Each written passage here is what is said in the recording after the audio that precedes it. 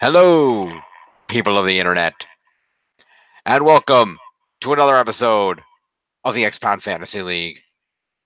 That's right, the good XFL.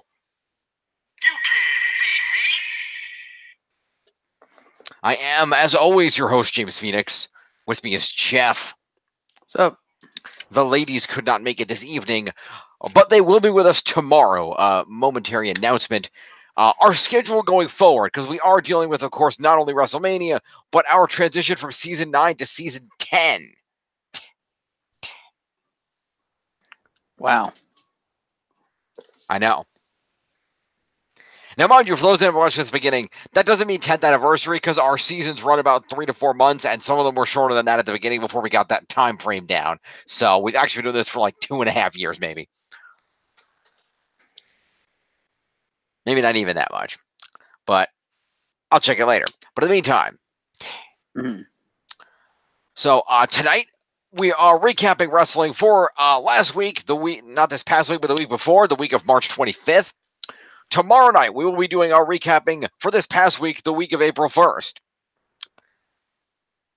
Then this coming Thursday, we will be recapping WrestleMania in our season 9 finale.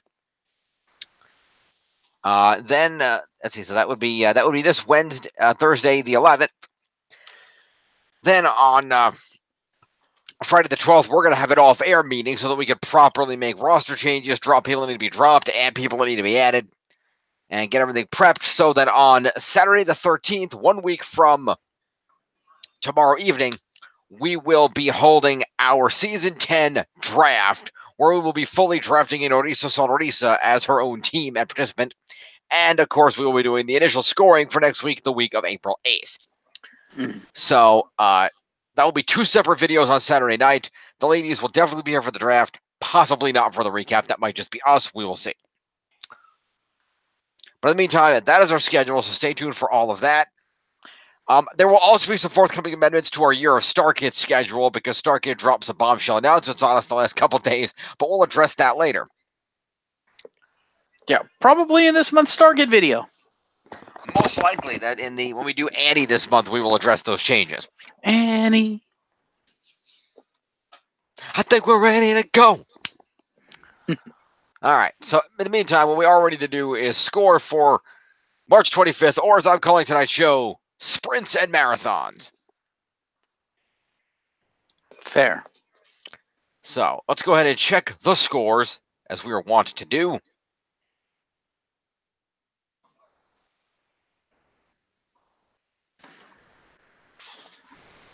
Oh, there we go. Okay. I'm going to say it's interesting. For those at home who are wondering what's going on, I'm using Chrome for this for the first time. I've always used Explorer before, but I finally got fed up with it, and I downloaded Chrome. And Chrome actually has the option to either share the specific application window like I have in the past, or to just share my entire screen. Yes. Which is kind of nice. But I want to do the application window because I don't necessarily need everything up there for you guys right now. I just need the document. Although the nice thing about just sharing your entire screen, that just means if you minimize, it doesn't matter because all you do is remaximize it and there it is. Instead of having to remaximize it and then share it again. True, but the counter problem there is if I minimize it, there might be other shit on the screen that I don't necessarily want people like reading the recap while I'm trying to read it or something. Fair. So we'll try this for now, and we will see what happens. Fair. Hide that. I don't even know that I'm sharing. Thank you. Okay. So. I guess instead. Okay, whatever. So we can see everything. To present to everyone. There we go. So as you can see, folks, still in the lead at 8,278 points is the extremely legit Yes Movement with Jeff. In second place at 7,663 is Tiff with the Rowdy Last Kickers. Me and the Big Dogs Club are still way in last at 5,580. And no amount of WrestleMania points are going to change that. Probably not. No. So let's go over to the leaderboards, where we can see at the top of the leaderboards is the WWE Champion Daniel Bryan at 615. We've got the Raw Women's Champion Ronda Rousey at 598. Hot on their heels is Finn Balor, the #1 contender for the Intercontinental title at 5:59. Drew McIntyre, the Scottish psychopath, coming in at 5:25. Followed by Seth freaking Rollins, the #1 contender to the Universal title at 5:13. The U.S. champ Samoa Joe's in there at 483 at number 5. Sorry, that's number 6 he's at. Number 7 is one half of the women's tag champs Bayley at 449. The Intercontinental champ Bobby Lashley coming in there at 443 at number 8. Number 9 is Sasha Banks, the other half of the women's tag champs at 437. And rounding out the top 10 from the Cruiserweight division is Akira Tozawa at 431. All righty. Let's throw these guys in order. And let's go over to the recap for Monday Night Raw. Are you ready? I am ready. That was a delayed reaction. I did a thumbs. Oh, you can't see me, can you? No, I can't. I don't have a screen up to see you, and neither can the audience for that matter. Well, they can see me in the little lower right-hand corner, but yeah, okay. Well, yeah. Anyway, Raw for March 25th emanated from Boston, Massachusetts. Monday Night Raw. Correct. And we kicked off with the Raw Women's Champion, Rowdy Ronda Rousey. And she grabbed a mic and talked about her upcoming match at WrestleMania, promising to tap out Charlotte and Becky at the same time. And she says that tonight she has a beat the clock challenge and doesn't really know what that is, but she's ready. The Riot Squad then come out, followed by Becky Lynch, who gets on the mic. And Becky says that she has the biggest contract, but everyone is yawning and no one cared until Becky came around. Sorry. Becky says that Ronda has the biggest contract, but everyone is yawning and no one cared until Becky came around. There we go. Charlotte then comes out and says the reason women are in the main event of WrestleMania isn't what Becky has done for the last year or what Ronda's done for the last 6 months or whatever. What Ronda's done for the last year or what Becky's done for the last 6 months. Reverse that. It's what Charlotte has done for the last 7 years. And so we go into our opening match, which is the aforementioned Beat the Clock Challenge. Each of these 3 women will have to face a member of the Riot Squad and attempt to beat the clock. Okay? Okay.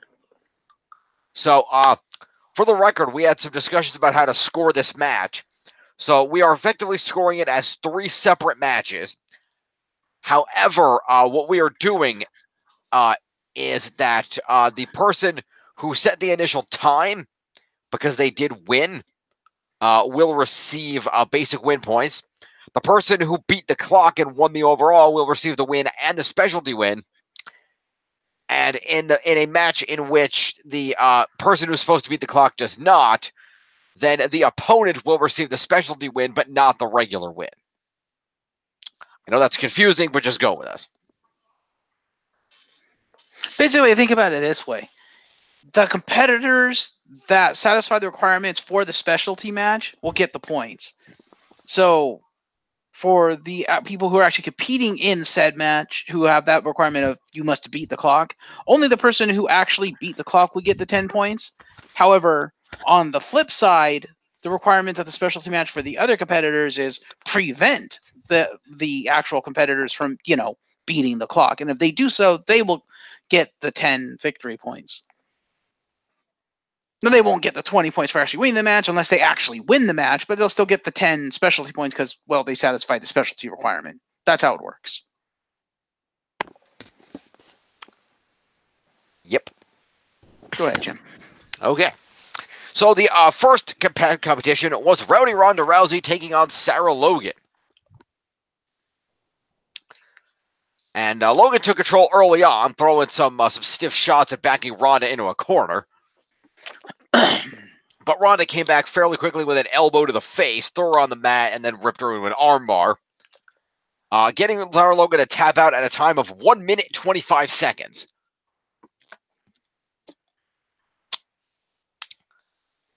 Which the commentators were flabbergasted by how fast she did that. Hmm. So Charlotte and Ruby Riott got in for the second match, and Ruby took the fight to Charlotte right off the bat. Did attempt a Riott kick, but it got avoided. Charlotte threw some right hands, hit a backbreaker. Ruby countered a natural selection attempt, but Charlotte managed to take Ruby back down and apply the figure 4, and bridges into the figure 8 with about 3 to 4 seconds to spare, but Ruby manages to hold on long enough without tapping out that the time expires. So therefore, Charlotte does not beat the clock. No. No.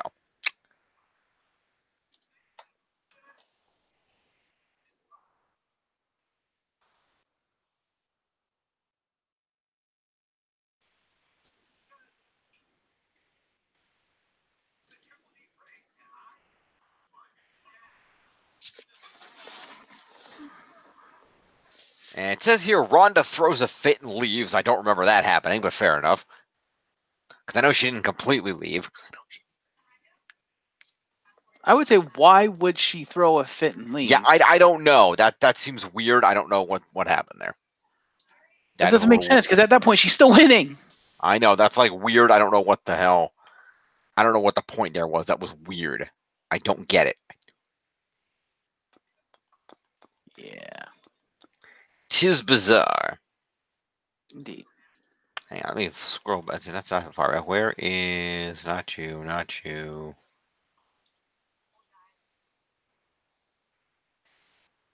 Here we go. Let's see this.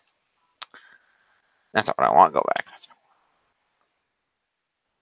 not what I want either. Wait, yes, it is. That is what I want. Let me see this.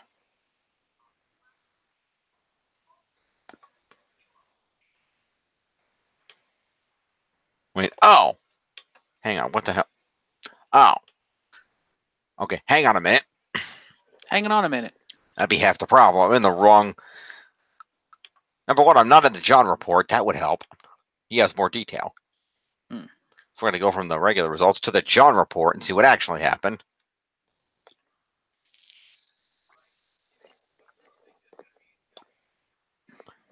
Okay, so anyway, so let's see. So we did that.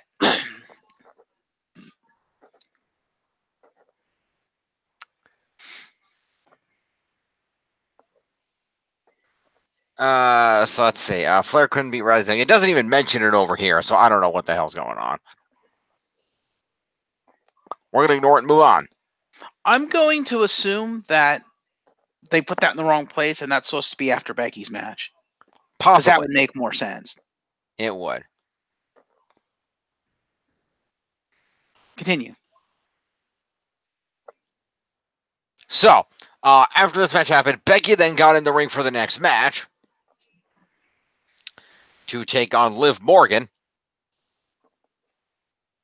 And then Charlotte decided to boot her in the face. Okay, then. Liv Morgan then jumped in the ring, and a bell rang.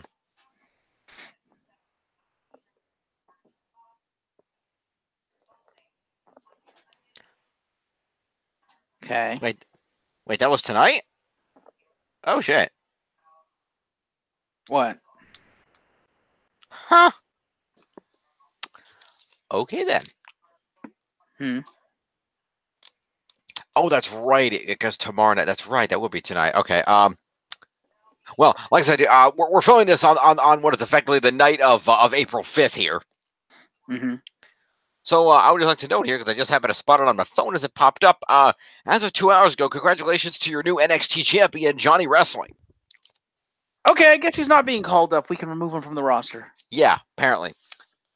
Make a note. Indeed. Yes, I forgot TakeOver was tonight because tomorrow night is their Hall of Fame ceremony. Oh, well, then I guess that means the Four Horsewomen isn't happening because Shayna won.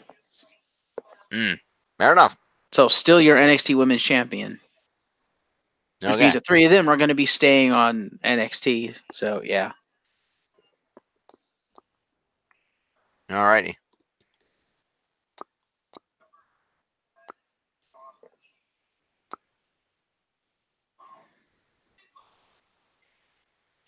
Anyway, continue. Alrighty. So, let us move on. What is that?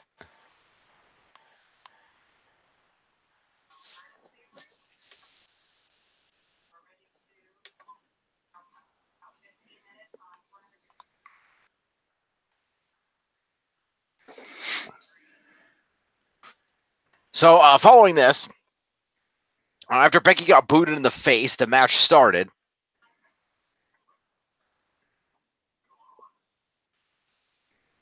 Liv Morgan kicked her down and applied a chin lock.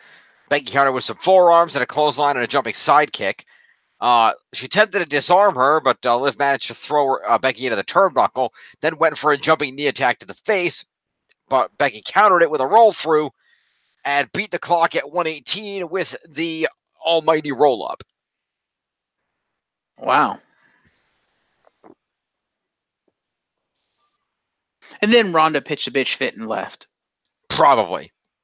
Well, she didn't completely leave because Ronda was at the top of the stage and kind of stared down Becky, and they kind of yelled trash at each other. So, in either case, Ronda didn't completely leave. She got as far as the stage. Fair. So, yeah, that all happened. And they all stared at the WrestleMania sign. Because that's obligatory.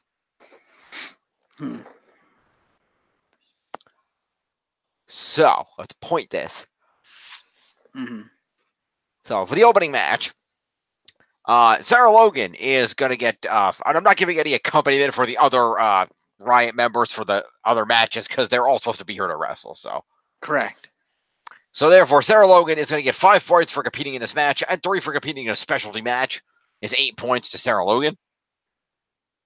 All right.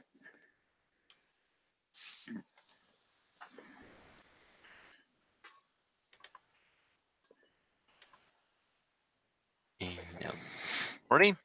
All right. And then Rowdy Ronda Rousey will get 20 for winning her match, 5 for being in, it's 25, 3 for being in a specialty is 28, and 1 for the armbar is 29 to Ronda. Plus 5 for the pre-match promo, by the way. It's 34 to Ronda.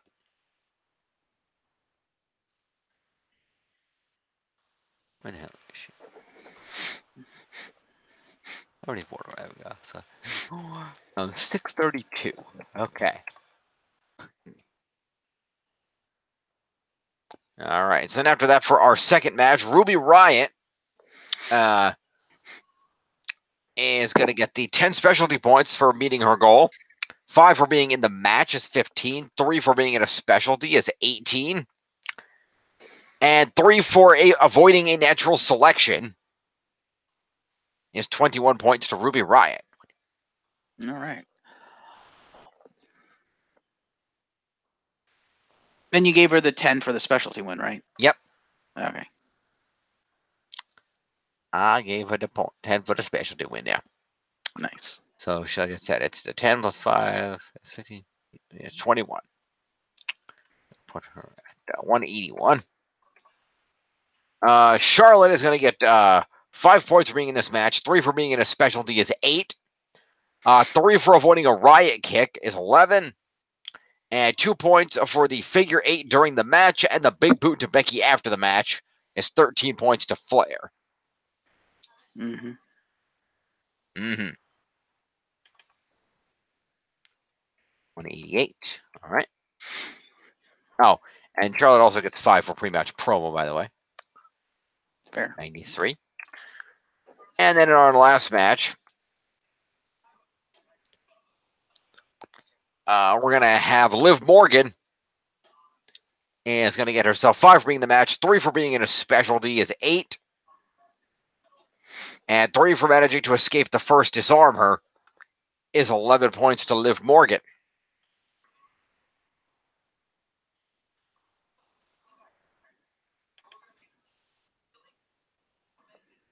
All right. You know what I do have to say? Charlotte's an idiot. Okay. If her goal was to make Becky lose, she should have just waited till the match started and then boot Liv Morgan in the face. Yeah. Instant loss. Yeah, that's true. Anyway, Becky is going to get herself 20 for winning the match. 10 for winning the specialty stipulation is 30.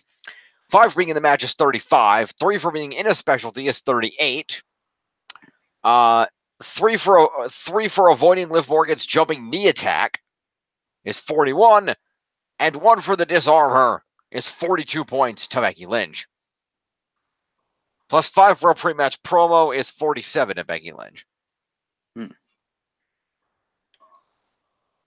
30. 417 is where she's at. All right.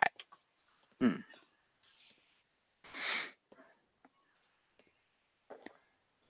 And there you have the opening match. Moving on.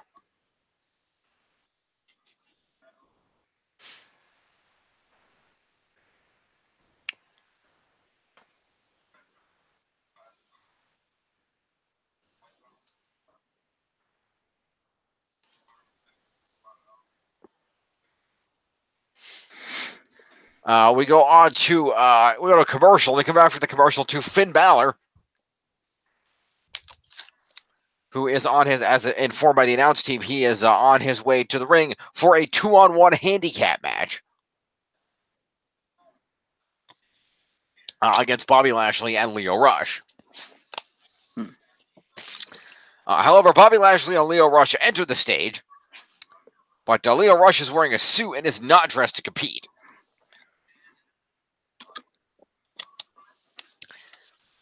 And Lio Rush informs Finn Balor that he should have quit and left the game like Rob Gronkowski. Damn. Which drew boos from Boston.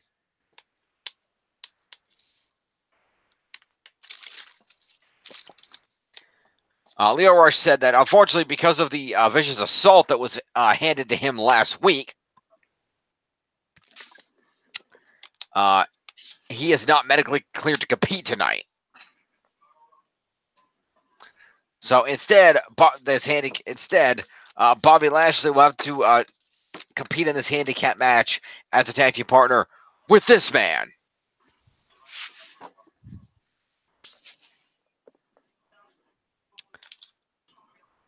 And out comes Jinder Mahal.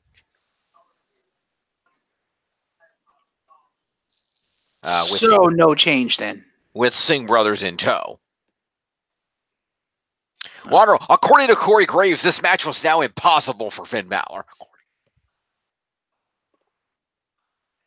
Why? Because 3 scrubs just got added to a match to replace a top tier wrestler? Well, as he pointed out, Jinder Mahal is a former WWE champion. This man is top of the line. And Finn Balor was the first ever Universal Champion. What's your point, Corey? That, I believe Cole mentioned that.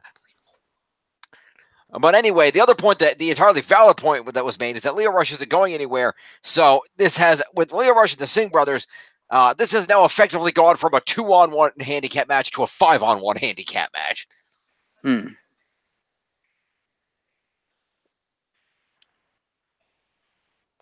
So we begin the match, and Finn Balor get knocked out to the apron by Bobby Lashley, and then got distracted by all the dudes on the floor. Lashley capitalized with a punch to the face, and Balor went crashing out to the floor.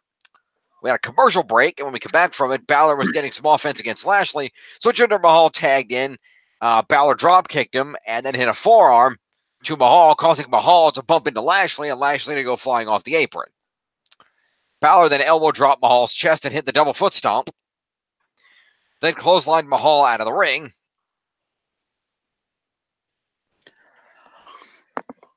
And the Singh brothers then grabbed Balor's feet from outside to distract him. And I guess Mahal got back in, so Balor knocked him back out again, and then proceeded to hit a suicide dive on all the people outside the ring. Finn Balor then threw Jinder Mahal back in the ring, went up top, and hit him with a coup de grace for the win. Wow, really? Lashley got taken out by a top rope dive? Pretty much, yeah. So much for the Almighty. The Almighty Scrub is more like it. Pretty much. Also, it was noted that the stipulation of this match was that because Finn Balor won this match, he earned himself an Intercontinental title match against Bobby Lashley at WrestleMania. Which he's going to win. Probably.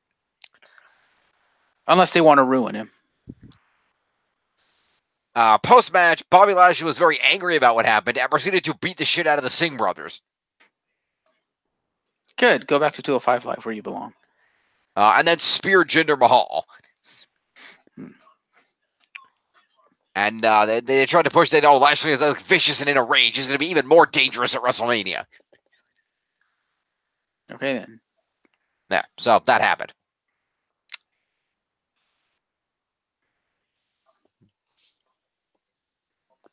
So, all right, so therefore, let's see here.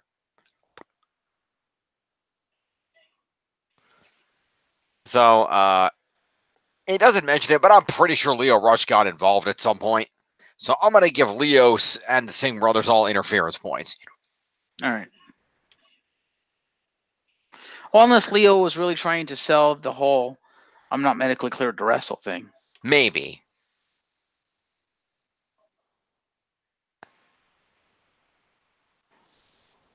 But either way, his very presence was a distraction based on the setup of the match. Yeah. So I'm going to give it to him. All right. So that would be 22. Singh brothers. And Sunil Singh is 83. Do they get accompaniment? The Singh brothers? I guess Yeah. so. Yeah. I mean, they accompany Jinder. Okay. That's 5, right? Mm-hmm. 88. And Samir. Story, what's about 102? Okay.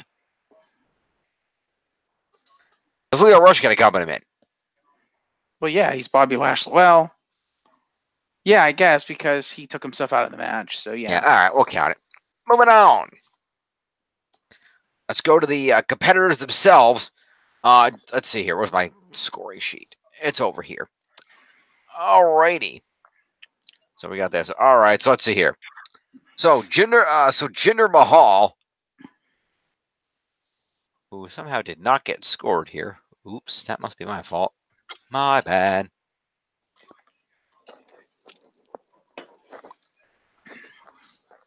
Well, Jinder didn't do anything anyway. He just got his ass kicked, so it doesn't really matter.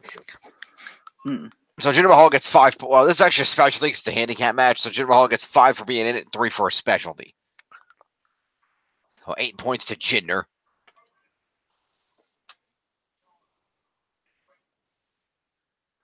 And Bobby Lashley gets 5 points for being in the match. Mm-hmm.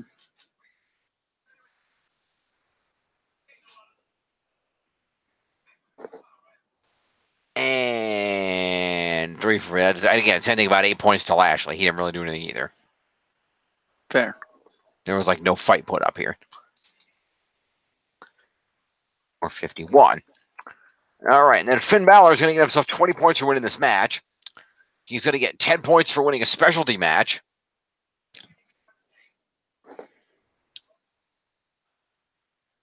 Actually, not. Actually, Lashley did hit a particular clothesline here. It's one of his moves. Let me give Lashley 1 move point. I'll be fair. Well, doesn't he get 1 for the spear? Oh, yeah, the post-match spear. He gets that too. Doesn't he get 4 for a post-match assault on the Singh brothers? That is also true. Okay. Apparently, he's Harry freaking Potter now. I'm in a rage! Pretty much. Finn Balor gets 20 points for winning this match. He gets 10 points for winning a specialty match, is 30. He gets 5 for being in the match, is 35. 3 for being in a specialty is 38. And he's going to get an assortment of move points for a drop kick, a double foot stomp, a suicide dive, the coup de grace, and I don't know, does Balor do an elbow drop? Nope. I don't think so. So that's 4 moves. So therefore, it's at 20, 30, 35, 38, 9, 40. That's 42 points. Go ahead. 42 points to Finn. Yeah. Okay. 42 points to Finn Balor.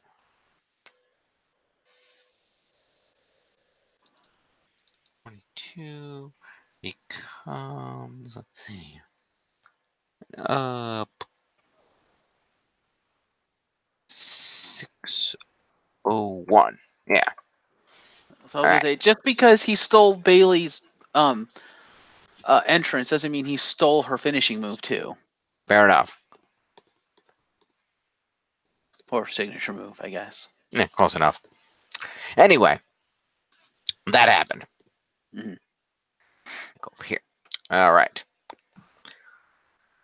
So after all that, we cut to Elias.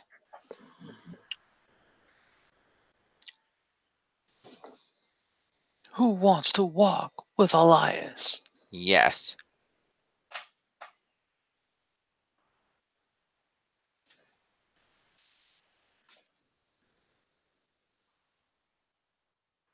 And Elias is purportedly in Times Square in New York.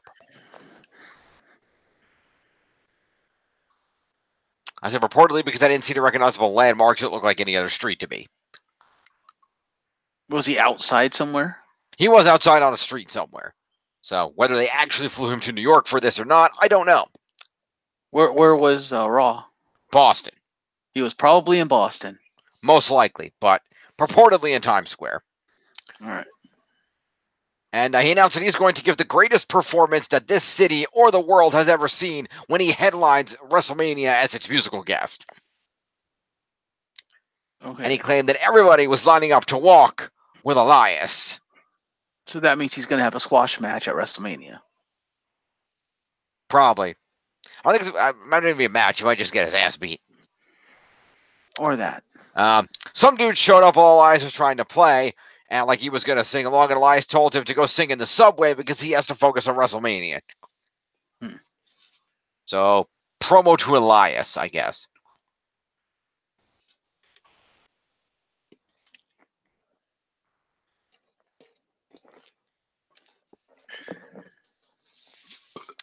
All right, we go to a commercial. We come back from said commercial to a not a Raw Tag Team title match, to a non-title match between the Revival and Aleister Black and Ricochet. Because WWE needs Aleister Black and Ricochet to be a legit tag team. Yep. So Revival took control early on. Aleister Black got grounded with an armbar. Ricochet tagged in and picked up the pace with a sliding drop kick and a back body drop. Aleister Black teased a suicide dive, but instead moonsaulted himself back into the ring. Ricochet then did a moonsault off the apron onto Wilder, and Aleister Black hit some double knees to Scott Dawson. Went to a commercial and came back to the heels having regained control and working over Ricochet with a headlock, Dawson is. Body slam on Ricochet, Wilder with the tag in. Ricochet tries to fight out of the corner, but Dawson hits him with a suplex. Ricochet manages to break free, however, with a kick to the chest and a neck breaker. Kick to Dawson, neck breaker to Wilder. Black gets a hot tag against Dawson, 2 running elbows and a spin kick to the legs. A running kick. Aleister Black with a moonsault press on both heels. A back elbow and a kick to the back of the head for a 2 count. Ricochet got pulled off the apron by Dash. Dawson got a roll up and a DDT for 2. Ricochet broke the pin. Ricochet with a blind tag. Aleister with a black mass on both Revival guys. And Ricochet with a 630 on Wilder for the win.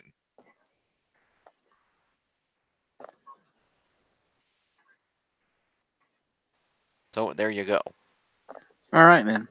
All right, then.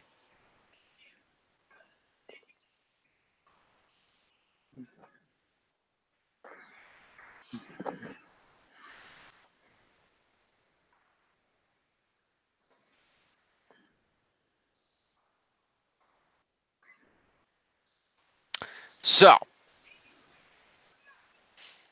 that after the match, after Mike Rome announced the winners of the match were Ricochet and Aleister Black, the Revival slid out of the ring and grabbed their titles, and then grabbed Mike Rome and yelled at him for a minute, and made Mike Rome announce that, and still the Raw Tag Team Champions, the Revival. Yep. Because heels. You know? Yeah. So. And they suck so much shit they don't even rate high enough to be at WrestleMania.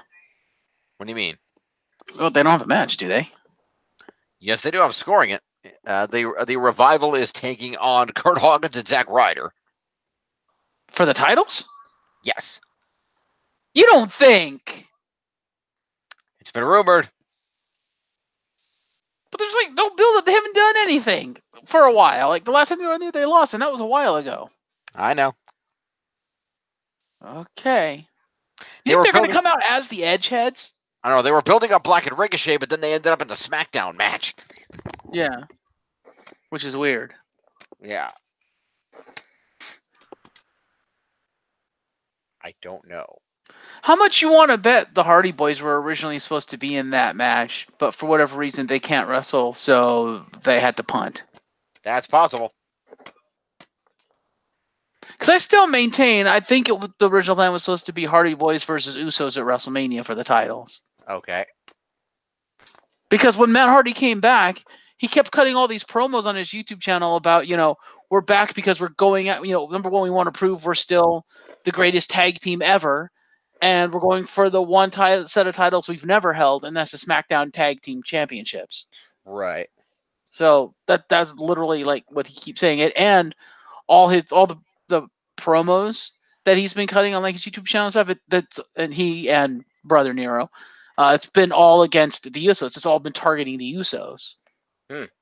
So that's why I'm really surprised that they don't even factor into the match. That I'm like, wait, but isn't that supposed to be like the culmination of the feud? Is the WrestleMania match? What's going on here? Yeah, you would think. I don't know.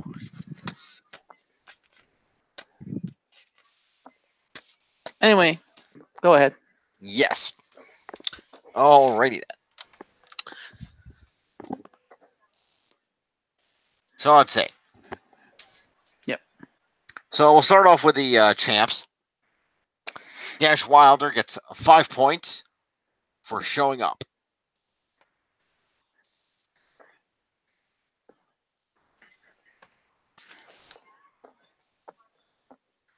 Scott Dawson gets 5 points for showing up and 2 move points for a DDT maneuver. And what was the other thing he did? And a suplex. Suplex. Which I don't think are actually his moves because I don't think the Revival have any singles moves, but I'm not going to argue with it.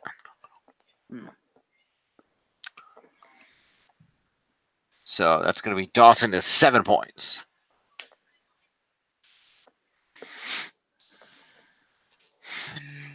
Is 14, 84. Okay. Meanwhile, let's see. Ricochet won the match. So Aleister Black gets 5 points for being in this match. He gets 15 points for being on the winning team. It's 20. And he gets 7 move points for a moonsault, a series of elbows,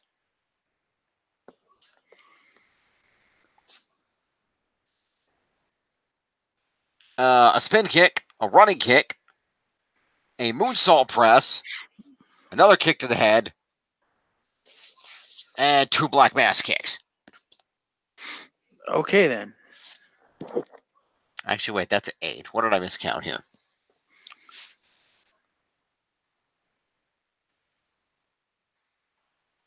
Unless he black mass kicked both guys with 1 kick. Seems unlikely. So it'll be 2 of those.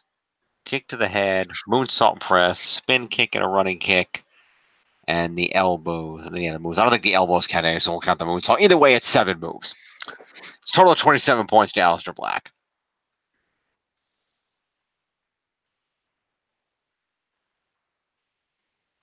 Oh, he's at the bottom. 97 is 43 is 250 even. And Ricochet gets 20 points for winning the match, 5 for being in its 25. And he gets 4 moves for, let's see, a moonsault off the apron to the outside, a sliding drop kick, a kick to the chest, and a 630 splash. For a total of 29 points to Ricochet. 82. 291. All right. Moving along.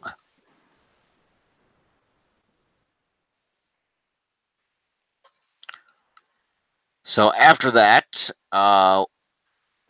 we go to a commercial break. And we came back to Drew McIntyre. And he said that, I don't care if you like me.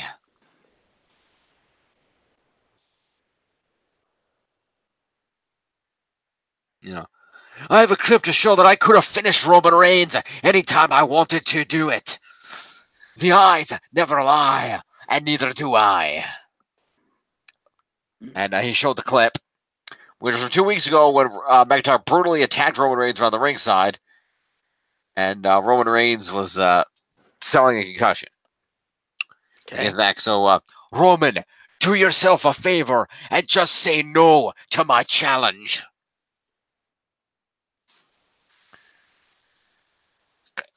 Remember, I took out Dean Ambrose and put him down. And last week, I beat Seth Rollins. Now, I know that Roman Reigns, and he uses finger quotes here, will never turn down a challenge. So I'm going to take a moment here to appeal to Joe, the father, the man, the husband. I suggest that you've already put your family through enough. Think about your children who had to watch you fight for your life already. Do you really want to put your kids through that again at WrestleMania? When you know you're going to lose.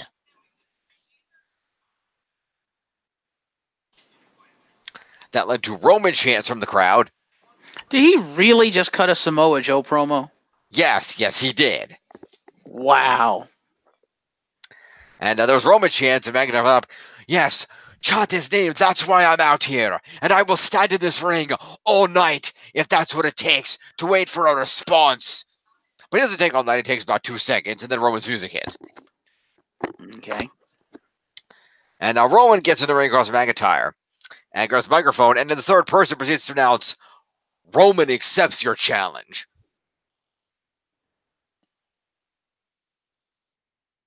Who comes out? What's that?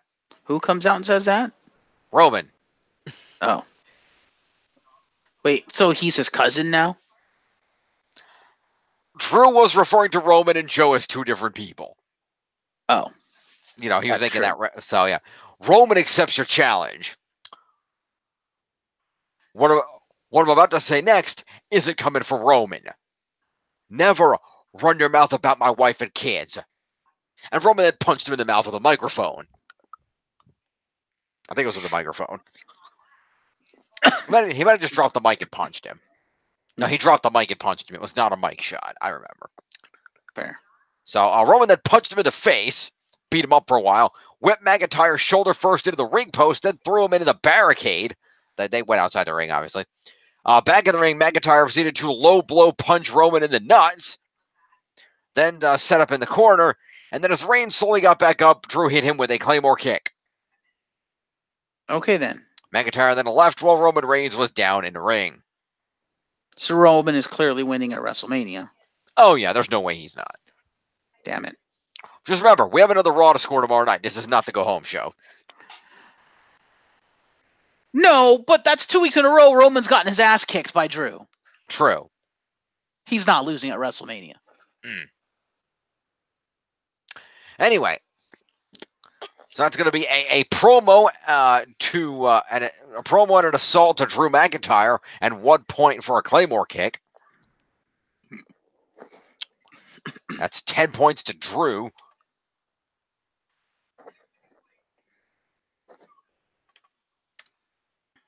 And then Roman will get 5 points for a promo and 4 for an assault.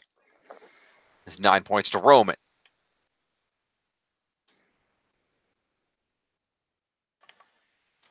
Okay. We go to a commercial. We come back for some WrestleMania ads. And then we cut backstage to Drew McIntyre when he is approached by Dean Ambrose. Hey, I don't feel exterminated. Let's settle this tonight. Once and for all. You, me. Last man standing. Okay, then. I don't know how you are standing right now, but by the end of the night, you won't be. And thus the match is accepted. Promoter Drew and Dean.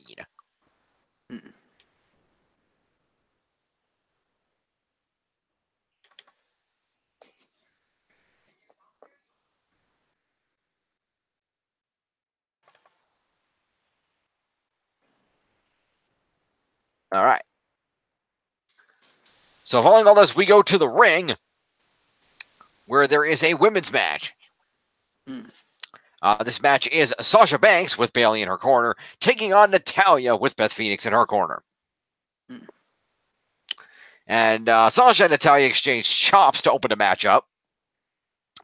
Natalya then blocks a kick and took Sasha down and put her in a surfboard submission. Banks powered out of this and countered with a running double knee attack. Got a 2 off it. Natalya went for some kind of a body slam, but Banks slipped out of that. Natalya countered the slip out into a sharpshooter attempt, but Sasha kicked Natalya out of the ring through the ropes. They then battled on the floor, with Sasha managing to hit a head scissors and a knee to the face against the barricade. We go to a commercial mid-match and come back to Natalya with Sasha in a backbreaker on her shoulders. Banks managed to get out of that. Natalya tripped Sasha up and then tried to step her on the back into the ropes, but Sasha countered that into the Banks statement. Natalya fought back, getting out of that, and applied a sharpshooter. Sasha was selling that move and nearly tapped out, but managed to send Natalya into the turnbuckle. Then suddenly Nia Jax came to blue hell out of nowhere and started assaulting Bayley at the ringside area. Tamina then jumped out and got involved in the ring, and we had a DQ finish. Okay, then. Post-match, Beth Phoenix jumped in the ring, saved Natalya, cleaned house, dumped Nia out of the ring, picked up Tamina and hit her with a glam slam. She then stepped on one of the tag team title straps as Banks and Bayley were attempting to pick them up, leading to a stare down. This also led to a "You Still Got It" chant. So this is a "Let's Make Beth Phoenix Look Good" segment. Correct. Okay, then.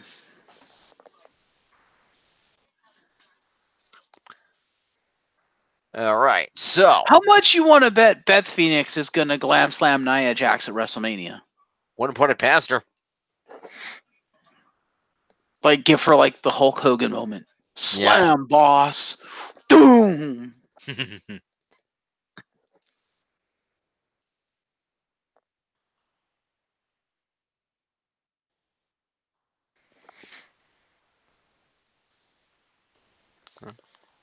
All right, score this bitch. Yes, quite. So Beth Phoenix and Bayley are going to get Bayley's going to get accompaniment points and nothing else because she got beat up.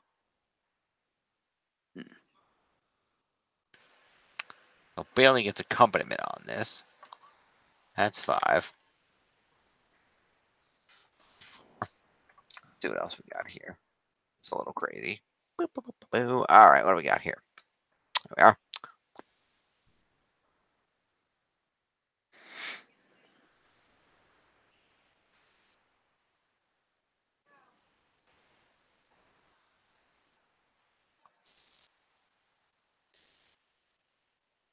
Yeah, Sasha won via DQ. All right.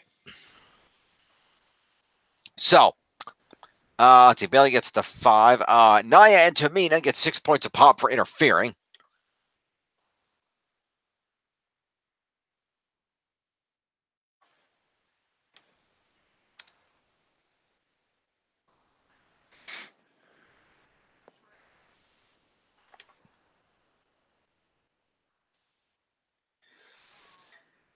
And then Beth Phoenix gets 5 points for accompaniment. 4 points for a post-match assault.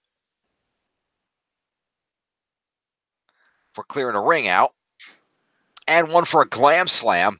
It's 10 points to Beth Phoenix. We'll note that down here. puts her at 26. And then actual participant-wise, Natalia gets 5 points for being in a match. And she gets 3 moves. So let me amend that. Now, he gets 5 points for being in the match, 3 moves for managing to get out of a bank statement at one point.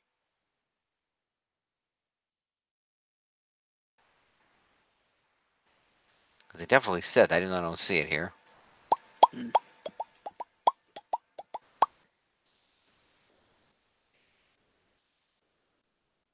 Yes, so she got out of a bank statement. So that's going to be 3 for that.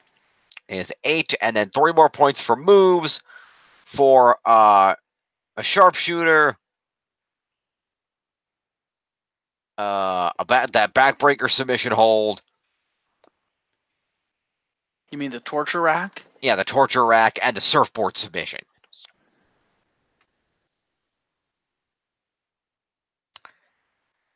So 11 points to Natalia.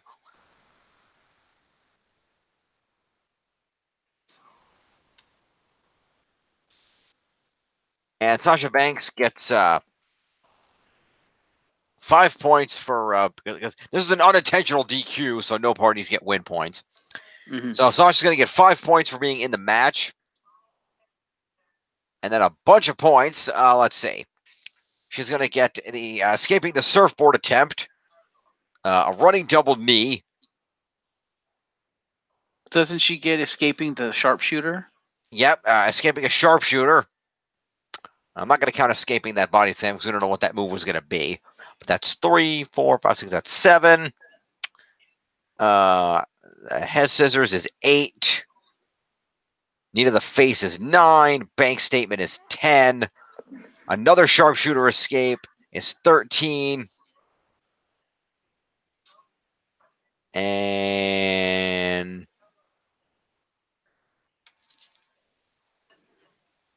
yeah, I got 13 points. So that's going to be 18 points to Sasha.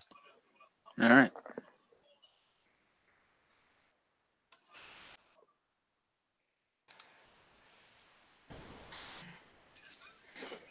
Three, 4. Okay. So after that clusterfuck, we saw a video announcing the next Hall of Fame inductees, the Hart Foundation. Really? Yes. So Bret Hart's going to be a 2-time Hall of Famer? Yes, that is correct. Fair enough.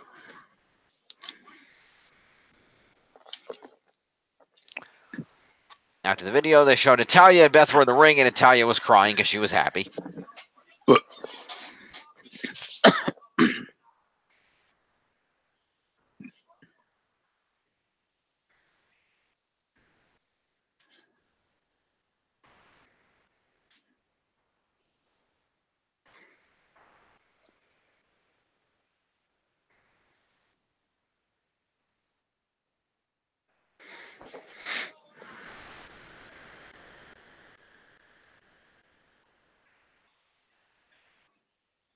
I assume Natalia is going to accept on behalf of her father.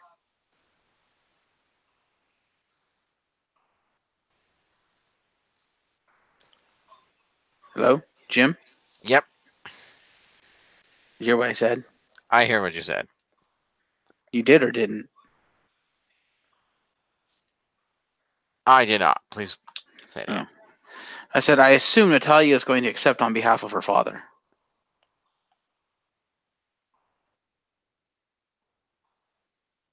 And you jimmed me again. That's great.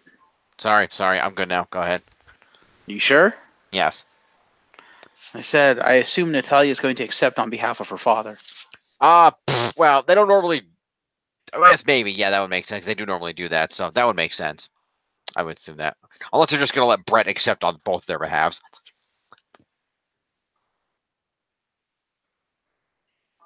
We'll see. Anyway, after that, Kurt Angle was backstage, and he was interviewed by Charlie Caruso. And Angle said that he was honored to compete against Chad Gable and Apollo Crews, while adding that he's ready for Samoa Joe here tonight and Baron Corbin at WrestleMania. And said that his last match in Boston, it's his last match in Boston, which drew a cheap pop. Baron Corbin then walked up and talked some shit to Angle, saying that the fans were thinking Angle should have retired 10 years ago.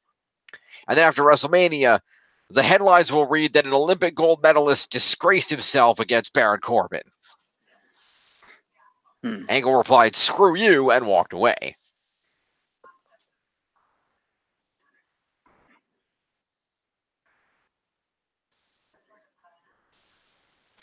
That's a promo to Curtin Corbin.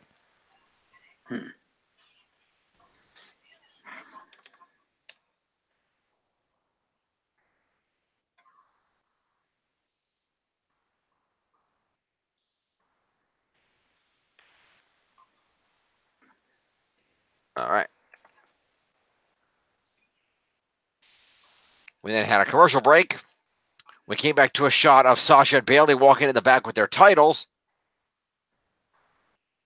And Charlie Caruso tried to talk to them about the match. And Sasha said that they'll take them all on at WrestleMania, confirming the Fatal 4-Way stipulation that we now know to be accurate. So I'm going to give 3 to Banks and Bayley for that because it was like 2 seconds. Okay.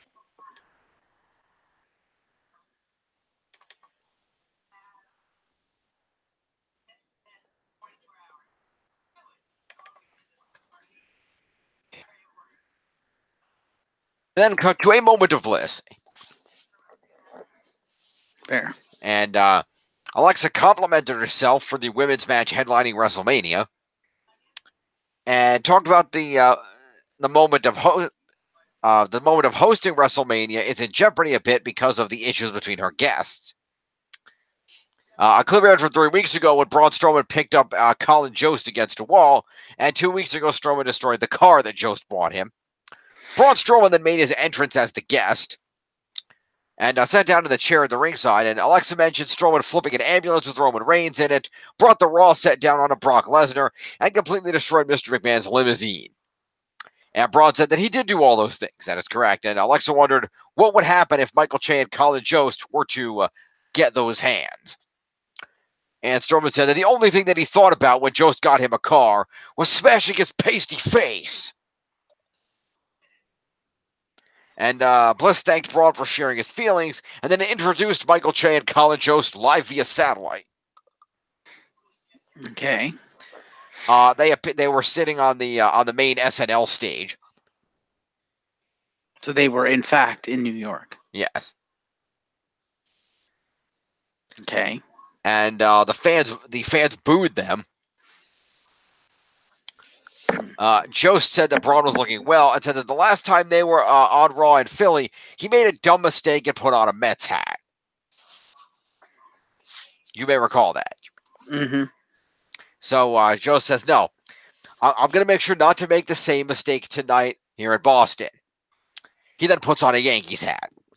Wow. Wow. Massive boos. Now, the only thing worse is if he did that in Seattle. It would not just be boos. He would receive an ass beating in the street. Luckily, he was only there via satellite. Yeah.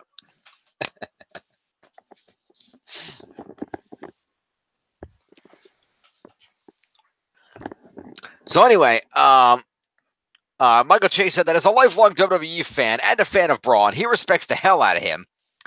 And said that Braun is the one that jacked up Colin, and Colin is a good guy. And Colin said that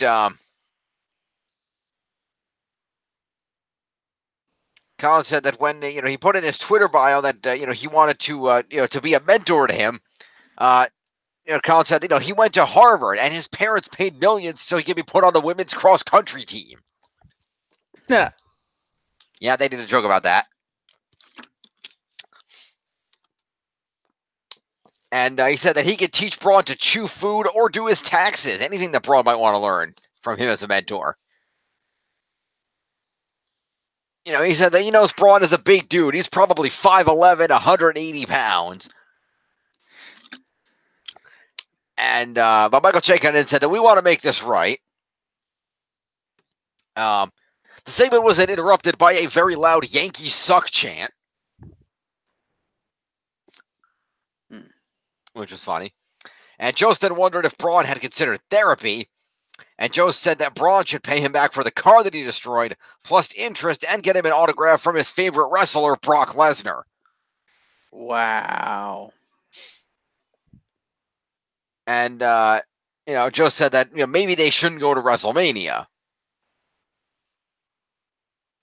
And Strowman said that Michael Che went to Instagram saying somebody had to take care of this.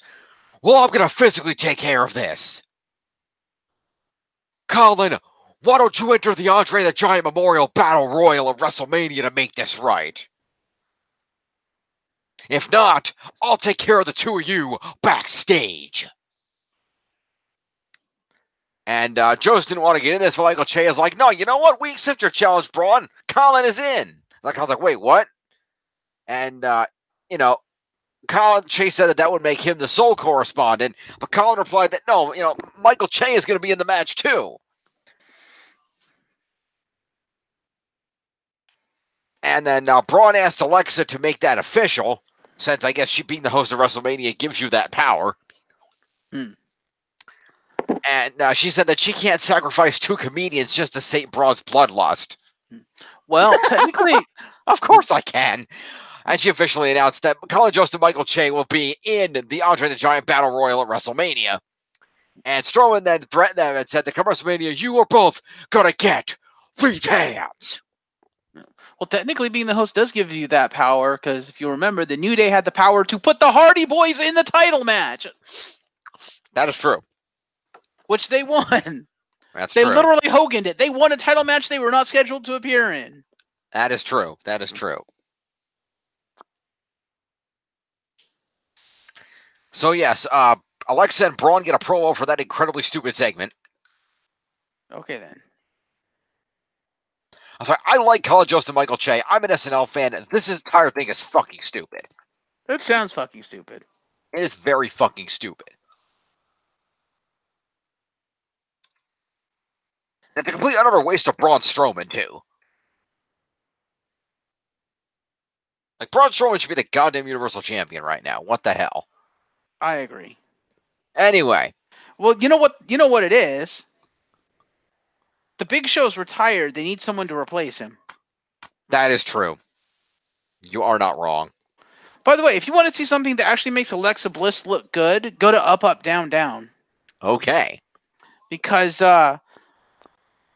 fucking Xavier Woods has this new series. They're in season 2 of it, so I guess it's not that new, but it's called Rollout, and it's basically Up, Up, Down, Down's version of Critical Role.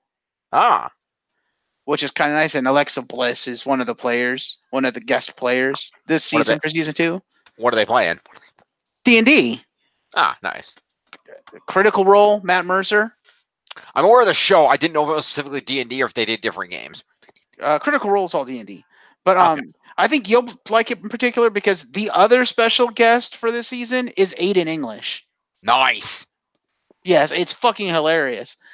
I don't, no offense, I don't like the DM. I think he could be better. Like, who's the DM? A lot better. Well, he's not Matt Mercer, that's for goddamn sure. Okay. No, I don't know who he is. He's, I guess, some guy they know or something. I don't know. Oh, okay. So, I need a question. I need to know, what is Aiden English's character? He's a rogue. That's about right. Yeah, he's a rogue, and Xavier's playing a, like, he's like a maker. He can make stuff, but he's also a thief, so he's kind of a rogue too. Okay. What's Alexa?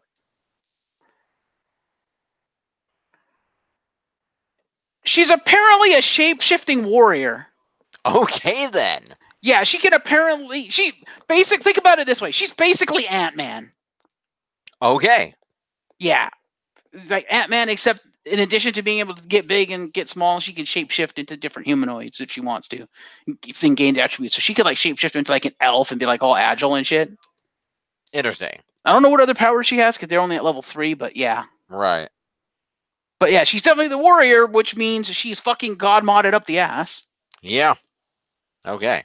Cool. I'll check that out. But yeah, like she's really good with the with the, like, the acting stuff. Ember Moon just totally gets into it. Oh boy, Ember Moon. Do I even want to know? Ember Moon's awesome. And then Who is she playing? Breezy plays the dick. Of course. Who's Ember playing? Ember is playing a. She's kind of a warrior too. She's a. I'm trying to remember what kind of race she is. Because the other guy that's in there, who I guess is in developmental, I don't know, he's a black guy. I've never seen him before. He's playing Fucking racist. He's playing a cat chick like warrior. Okay then.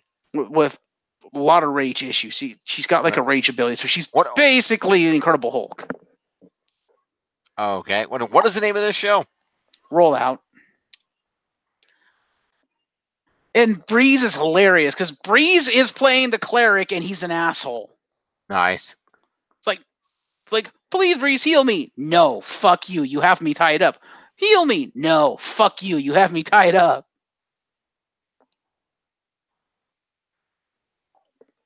Let's see here. I didn't see season 1. I didn't even know there was a season 1, but I've been watching all of season 2. Okay. Brennan Williams is apparently the other dude. Yeah. He's pretty good too. Like I said, I'd never seen him before this, but apparently he's like WWE developmental or something. Brennan Williams, a.k.a. the Shogun. Okay, then. That's, I guess, his up, down, down name. You can follow him on Twitter at Great Black Otaku. Okay, then. Also aid in English singing. So I think you'll like that too. He's apparently in a WWE theme cover band. Oh, he's one of. Okay, I thought he was. Someone said he was developmental. He's one of the musicians. Fair enough. One of what musicians? He said he's a theme cover band. So I was like, oh, he's a musician. Yeah. I mean, he may be developmental too. I don't know. Oh. Someone said he was developmental, but he hasn't debuted yet. I was like, oh. That's possible too. I mean, we wouldn't know because he might not have. And if he hasn't debuted yet, they might not have let him know it on any official social medias. Fair. But yeah, it's pretty fun.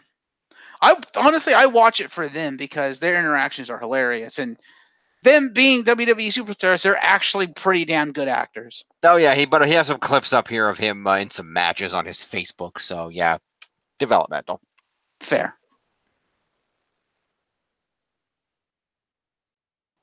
But yeah, you should check it out. It's a lot of fun. Okay.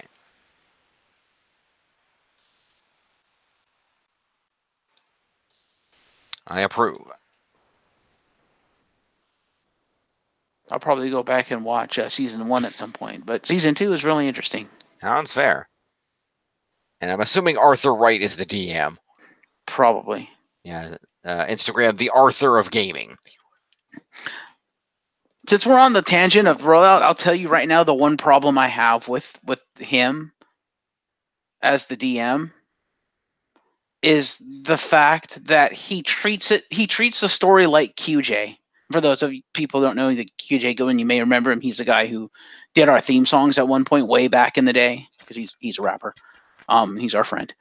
But yeah, he treats it like QJ. It's just because it's like he doesn't roll with it. It's like, no, you got to go this way. You got to do this. And it's just like, oh, come on, dude, really?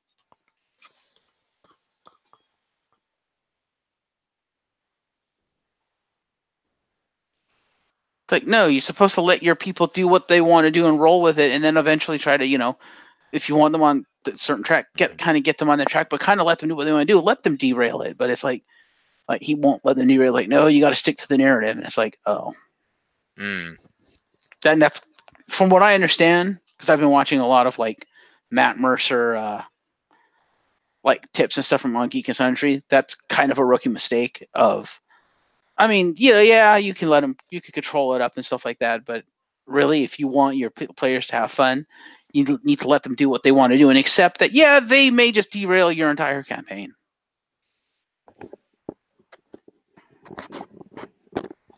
And that's kind of my only complaint. That's he does that, and it's a little overly simplistic. But like I said, okay. I'm in it for the wrestlers. I'm in it for the character interactions. And that is fair.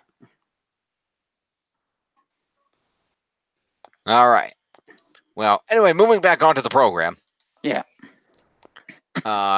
We come back to Elias, who is now outside of Madison Square Garden. So he actually is in New York? I guess so. Okay, fair enough. And talking about how he has sold out that building. And Elias was holding it. He was drinking a coffee, and he finished his coffee. He was holding the cup in his hand, and he stood there with his guitar. And a guy walked by and put a quarter in it.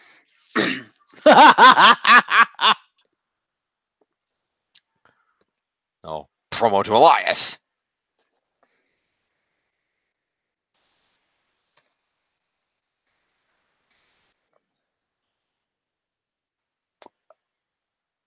Let's see. There was a Snickers commercial with Chad Gable giving Bobby Roode a Snickers and informing him, "You're not glorious when you're hungry." Okay, then. So that happened. We then come back for a commercial to a match between Baron Corbin and Apollo Crews. Okay. It's a rematch from last week. Crews with a drop kick sending Corbin out of the ring. Suicide dive on the floor. Corbin picked Crews up and threw him into the ring post, whipped him into a barricade. Back in the ring, he put Crews on his shoulders and slammed him down. Got a 2 count off that maneuver. Crews came back with a kick to the face. Corbin went for a shoulder attack but missed and hit the ring post. Crews kicked him in the head. Went up top, hit a frog splash off of 2. When they got back up, Corbin whipped Crews into the ropes and hit him with an end of days. And I got the win off of that. Post-match, hit him with another end of days just for the hell of it. Okay, then. Because Baron Corbin is a dick. So it's going to be Apollo Crews is going to get 5 points for being in this match, as he is wanting to do. Scroll down here. What the hell?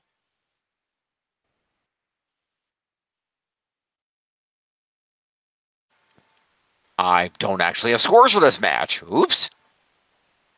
Do it on the fly. Doing it on the fly. Apollo Crews is going to get 5 points for being in the match. Let's see, a point for a drop kick, point for a suicide dive. Frog splash. Point for the frog splash. Point for a kick to the face. And a jumping kick to the head. So I'm going to go 5 points to Crews for the moves. So 10 points to Apollo Crews.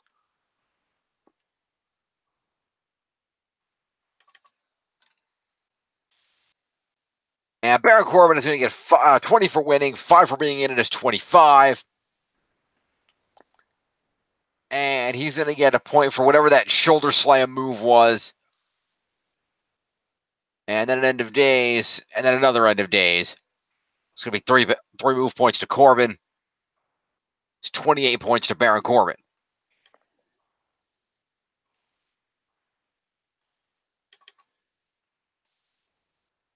Or 49. Okay.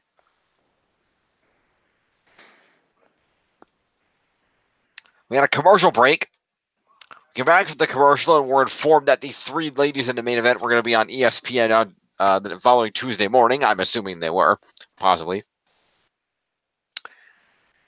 Replays aired of the Beat the Clock challenge. Oh, did you hear what supposedly Steph said about that main event? No. That it's not a unification match. Oh, yeah, they said, though, I've heard they'll probably spread the titles back out again, but... Yeah, so it's basically whoever wins the match is going to be a double champion, is what they're going with. That's fair.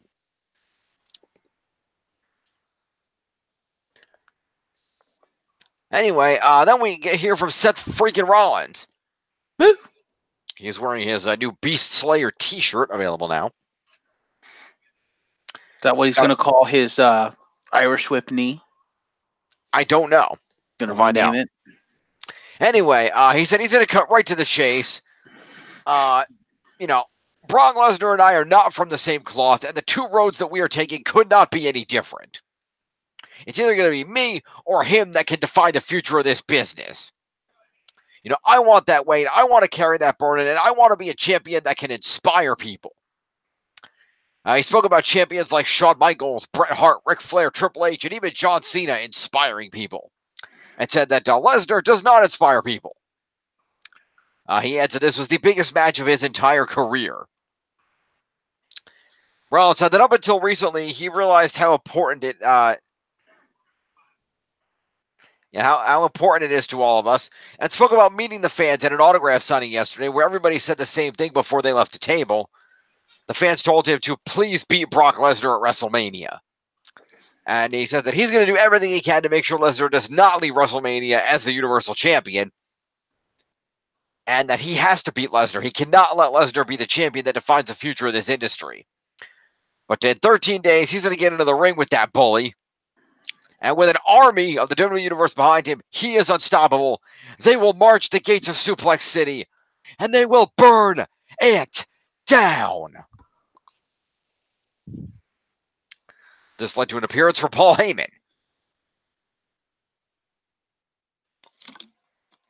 And he got onto the stage and informed us who he was. And he thanks Seth Rollins for letting him know that the match at WrestleMania is now a handicap match of Brock versus Seth in the WWE Universe. It's not just, and said that he liked the odds because Rollins, your chances of winning are 0. You know, what's next, Seth? Do you need our thoughts and prayers? You know, and he basically mocked people for constantly asking for thoughts and prayers on things. Oh, my dog is sick. I need your thoughts and prayers. My uncle is in the hospital. I need your thoughts and prayers. You know, with what Brock Lesnar is going to do to you, Seth Rollins, you're going to need thoughts and prayers. You have no thought or prayer on how to beat Brock Lesnar. And when Brock Lesnar wins at WrestleMania, I want you to take it personally. When you and the WWE Universe lose at WrestleMania, and he kind of threw his mic down. Seth Rollins jumped out of the ring and ran up the ramp faster than Paulus could scuttle away. Grabbed Paulus by the neck area, kind of like the scruff of his coat kind of area. And Paul Heyman started screaming, "Hey, I hope you win! I hope you win!" So Rollins then laughed at him and let him go. He said, I'm not asking for thoughts and prayers. I'm here to answer them. We are going to WrestleMania. We will beat Brock Lesnar for the Universal title. We will march into Suplex City, and we will, and the crowd filled in, burn it down. So Seth Rollins is the new Daniel Bryan? Mm-hmm. Okay, then. Pretty much. This is the burn it down movement. Apparently. That's a promo to Paulus and Seth.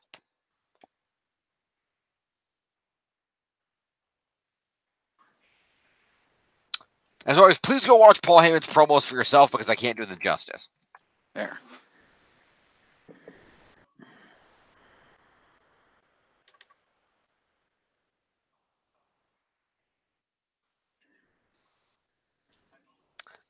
Also, there was a great kid near the front row reacting to Heyman's promo that is now probably a gift. Oh? Is the kid the new Undertaker guy? I don't know.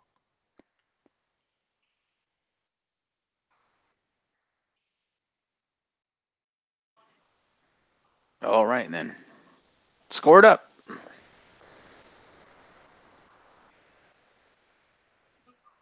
Jim, That doesn't look like a kid reacting to the promo. I don't know what's going on.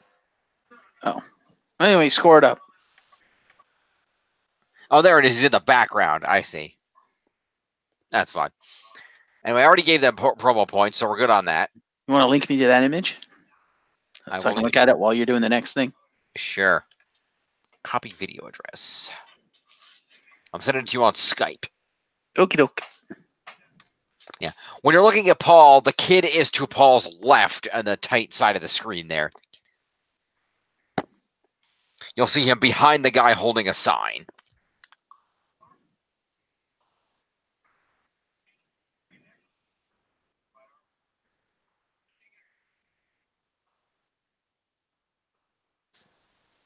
The kid that looks like he's asleep? No, the kid next to him. The one waving his arms? Yeah, see, his arm is kind of mocking Paul's arm movement.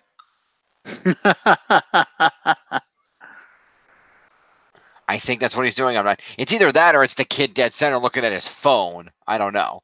That's what I say. I love the kid just right there, just not giving a shit. Maybe that, like I said, that that might be the kid they're talking about. I'm not really sure. That's awesome. That might be the kid. Okay. Let me see. Where is this thing? There was a shot of a kid in the crowd mocking the Heyman promo. Yeah, That that was was the the one exact. behind him. Yeah, probably. I like the kid that just isn't giving a shit and is like staring at like, I don't know, a cell phone or a switch or something. Yeah. So anyway, we go to a commercial. Let me come back from the commercial to Kurt Angle, who came out before the commercial. Oh, this is great, by the way. So Kurt Angle's music hit after the segment ended, and he came out. And so Kurt Angle's music, so the audience was doing the "You Sucks," Mm-hmm. right? So the audience, so Kurt Angle comes walking down the ramp. Audience is doing the "You Sucks." He pauses on the way down because Paul races on the way back up. Pauses and Paul just like looks at him, and in time with the music, picks up his fingers and points at Paul Heyman. You suck. You suck. And then keeps walking to the ring. Nice. So that was fun. So we go to commercial. Come back to the commercial to Samoa Joe, who comes out for the aforementioned match against Kurt Angle. Welcome back to Monday Night Raw, Samoa Joe. Yes. And Samoa Joe says that he forgot Kurt's bouquet of flowers. Even though we have a lot of memories together, I'm not a forgiving person. And he said some shit to the fans like, so Kurt Angle, I'm going to give you a different gift tonight. My gift is a good rest before WrestleMania because I'm going to put you to sleep one last time.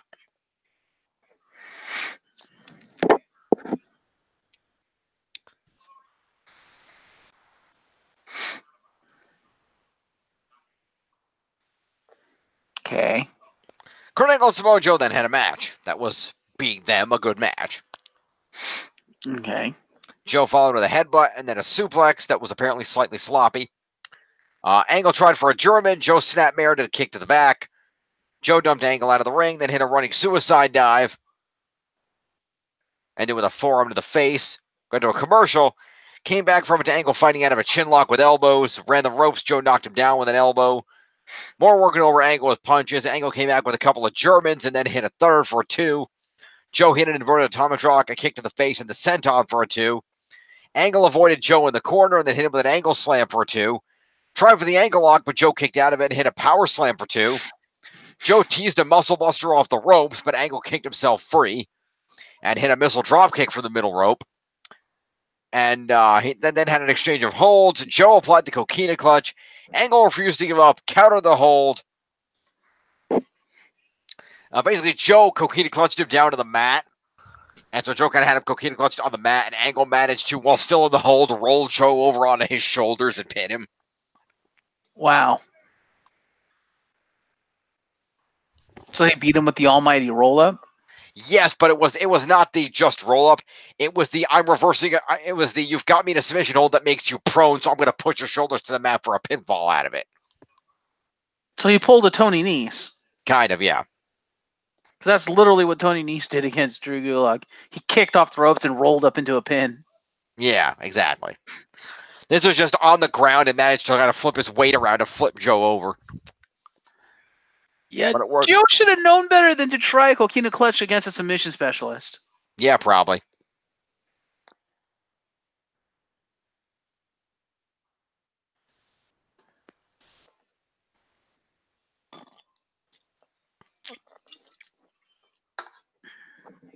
That's like trying that shit against Natalia. It won't work. Yeah. Anyway, Samoa Joe. Where's the stupid points? Here we go. All right, that's a. Let's see. So, do we know? Oh, there it is down here. All right, Samoa Joe is going to get 5 points for being in the match and 11 moves. And a promo. Right, in a promo. So the promo's not counted here. It's separately, but fair enough. So that'd be 10 points for match and promo. And then move-wise, Joe has, let's see, a headbutt, the running suicide dive forearm, the inverted atomic drop, the kick into the senton splash, 3 for evading an ankle lock,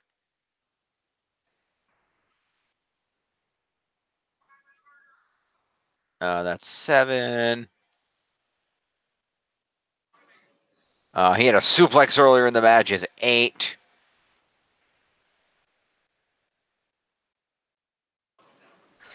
He countered a German suplex, which is another 3, is 11. And yeah, that's 11. So that would be a Hook in total. a clutch. I counted it. Oh, okay. Hooky and a clutch, 11. It's a total of 21 points to Joe. All right.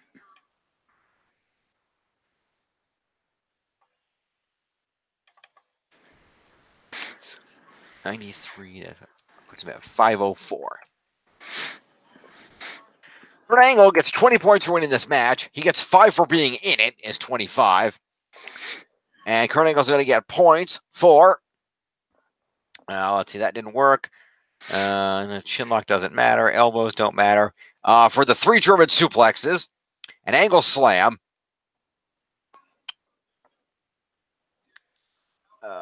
Is going to be 2. Evading a muscle buster is another 3, is 5. And I'm going to give a point for that missile drop kick off the second rope because it doesn't do that much, but it's cool. Mm-hmm. So that's 6 move points to Kurt.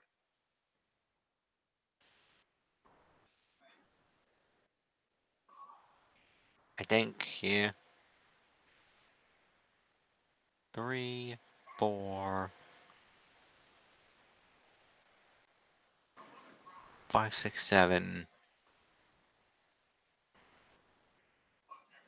Yeah, we'll go with 8. So 33 points to Kurt Angle. That is correct. All right.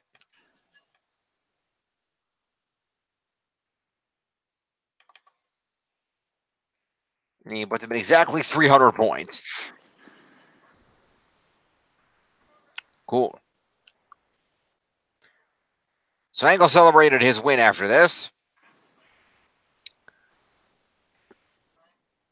We then went to a commercial. We came back from a commercial to Triple H.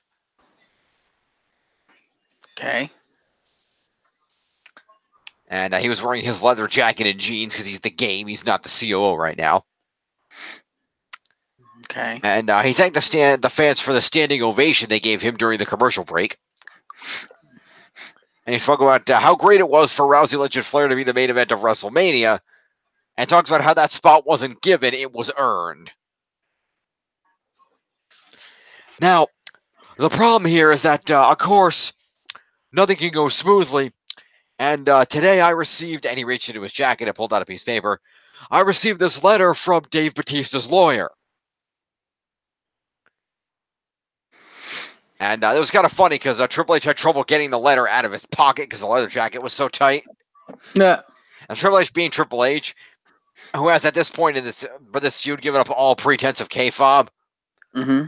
was like trying to get the letter out. He's like, and he throws laughing at himself that he can't get the letter. He's like, look at me, I'm doing the job to the jacket.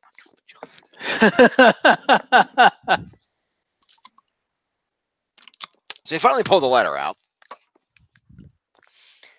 And now, see, there's Batista said that if for this WrestleMania match to go forward, there's one more stipulation that he wants. And he talked about their history for a while, about Batista, you talk about me holding you back, about you hindering your career, but you're saying, you talk about how evolution, how evolution held you back, how it didn't help you. Well, let me take a look at this for a second. Okay, so we forgot, Dave, before Evolution, you were the Deacon following Devon Dudley around. After Evolution, you won 6 world titles. He's got a point. And then you quit the first time, Dave, because you couldn't beat John Cena.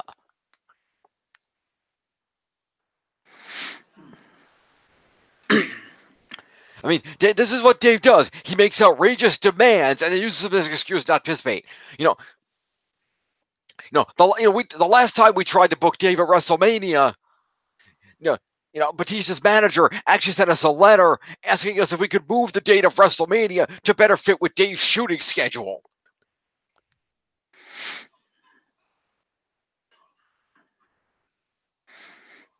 But anyway, so Dave goes on and on in this letter about being held back and yada yada yada, and then finally, he gets to the end, saying, saying Hunter, I want you to give me what I want, give me what I want, what I really really want, give me what I want, what I really really want, I want it, I want it, I want it, and he just goes on and on like that forever. Obviously making a joke about the Spice Girls song. Mm-hmm. But basically, it's amazing, and it's like 2 pages long. When he gets to the end here, what Batista says is that he wants me to put my in-ring career on the line in this match. He says, Hunter, if I beat you, I want you to never wrestle again. Batista, you beat up a 70-year-old man on his 70th birthday. You come around here making demands.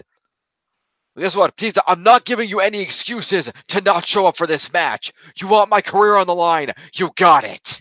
Because to be honest, you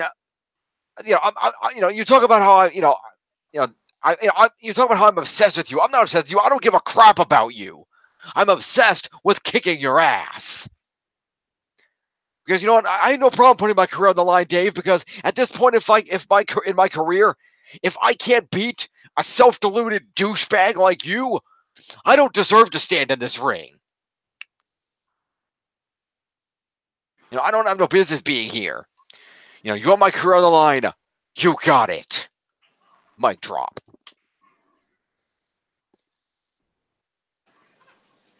Promo to Triple H. So once again, Triple H is masterclass at promos. Yeah, pretty much. NXT, you taking notes? I hope so.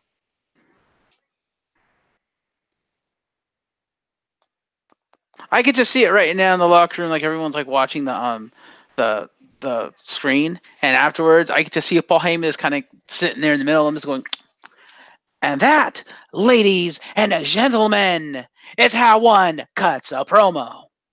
Mm-hmm. And then Paul just leaves the room. Yep. By the way, related note of news today, that's relevant. It was confirmed today that Dave Batista will be starring in Zack Snyder's upcoming movie, Army of the Dead. Okay, then. Which led to people making some interesting comments because purportedly the shooting schedule for that film conflicts with Suicide Squad 2. No one said he was going to be in Suicide Squad 2. There were heavy rumors he was playing King Shark. Oh. Because I know he wanted to be in Suicide Squad 2 because of James Gunn, but I have to wonder if James Gunn is still even doing that since he's, now doing Guardians of the Galaxy 3. Yeah, I don't know. Not like people can't do both. Joss Whedon's done both. Also, the trailer for Batista's new movie just dropped. Yes, it did. Which looks incredibly stupid. Mm-hmm. It's like, dude, no, you're not Vin Diesel. No. No. Anyway. Like, seriously, it looks like a half-assed attempt at the pacifier. Yeah, kind of. Anyway, we cut back to Elias on the streets of New York City. And this time Elias has his guitar case open and it's full of money. Yeah. And he is now sitting on like a stool or something, or chair playing his guitar. And Elias was so busy thinking that he didn't notice first a guy walked up, grabbed a big handful of money out of the guitar case, and then ran away. And Elias kind of kept singing, talking about how he's the WrestleMania, yada yada. And then he was so busy singing, he didn't notice when another guy walked up and just took the whole guitar case and ran away. Okay, then. So, yeah. So Elias went to New York, made a bunch of money, lost a bunch of money, and a perfectly good guitar case. Congratulations. Promo to Elias. I hope the 15 promo points you've earned tonight have been worth all this. I don't have Elias. No, I meant Elias to Elias. Oh. I have Elias, unfortunately. But that's okay. Moving on. Commercial break. Return from commercial break. And we end with our main event, a last man standing match between Dean Ambrose and Drew McIntyre. Okay. Which Drew McIntyre wins, right? He does.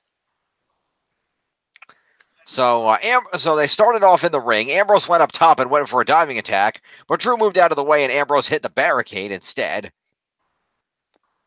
McIntyre threw Ambrose into the barricade. We had a commercial. We came back from it with McIntyre beating Ambrose with a kendo stick. In the ribs specifically, while Renee was appropriately having a freak out on commentary over this. Ambrose then countered with a clothesline and sent McIntyre out of the ring and then hit him with a suicide dive. Ambrose had a big red mark on his side for being hit with a kendo stick. McIntyre then hit a Glasgow kiss headbutt, knocked Ambrose down, then catapulted Ambrose face first into the steel on the side of the ring. He then picked up steel stairs and hit Ambrose in the head with them. The referee counted Ambrose down, but Ambrose got up at a 6. McIntyre then grabbed a chair. He avoided getting whipped into the chair. Ambrose avoided getting whipped into the steel chair and then sent McIntyre into the chair against the turnbuckle, where it had been propped. Ambrose then hit a dirty deeds, but McIntyre got up at an 8 count. Ambrose hit a running boot to the face. Ambrose then grabbed a table from under the ring and set it up against the turnbuckle. McIntyre picked Ambrose up and sent him fist back first through the table against the turnbuckle, then hit Ambrose with a Claymore kick, which he could not answer the 10 count from. Nah, nah, nah, nah. Nah, nah, nah, nah. Hey, hey, hey. Goodbye. Yep. Because rumor has it that was his final match in WWE. Yep. Unless he shows up at WrestleMania. Mm-hmm. But we'll see. Because if his contract is indeed up and he is in fact leaving after WrestleMania, that was his last match. Because I don't think he showed up this week on Raw. Not that I recall. So yeah. Goodbye, Ambrose. We wish you well in your future endeavors.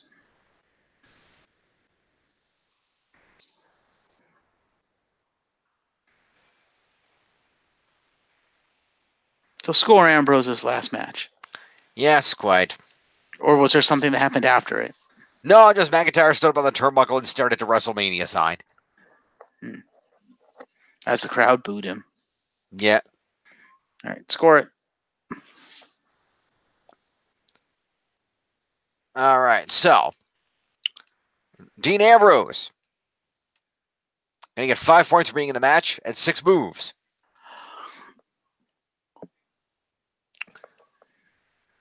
They include the suicide dive, the dirty deeds, boot to the face,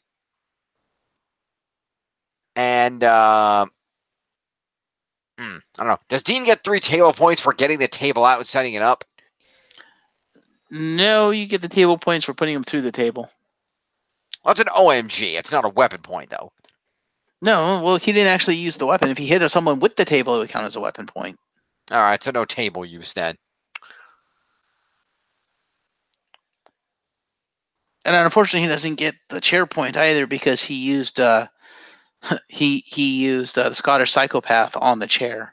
Right. So in that case, it's going to be Ambrose with 5 for the match, 4 for the main event is 9, and 3 for the moves is 12 points to Dean Ambrose. Did you give him specialty match points? And 3 for specialty, 15 points to Dean Ambrose.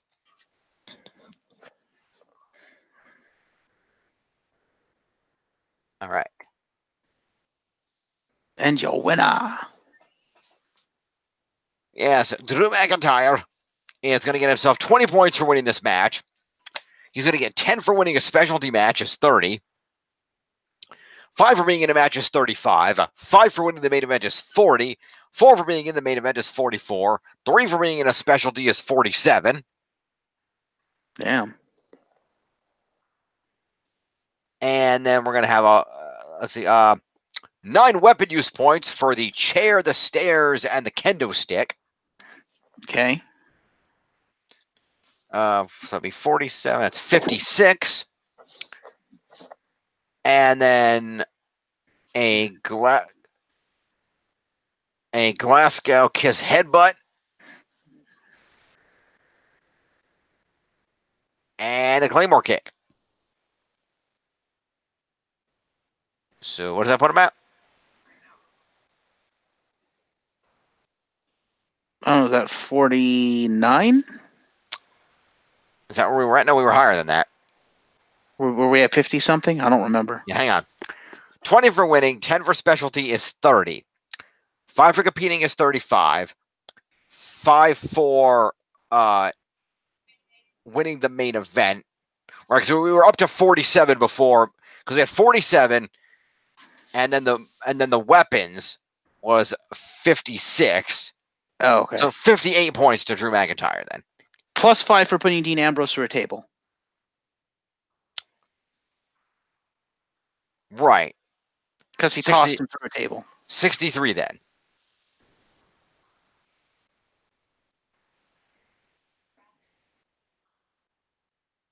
All right. Just going to put him at 603.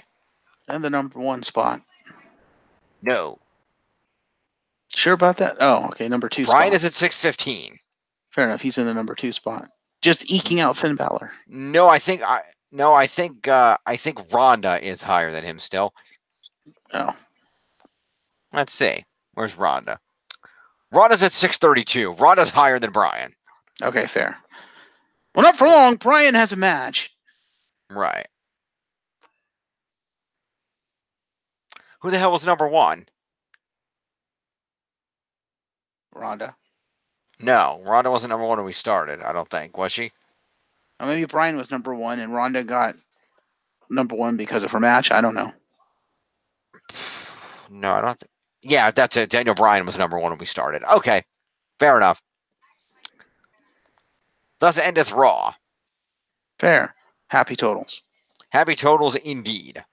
Let's check that out. I'm going to go ahead and do a save and a data refresh. Another save. All right. In the lead at 84-83 is still Extremely Legit Yes Movement. 78-75 for the Rowdy Last Kickers and 57-12 for the Big Dogs Club. Ooh, Tiff is closing in. No, it's still 600 points. It's about where it was.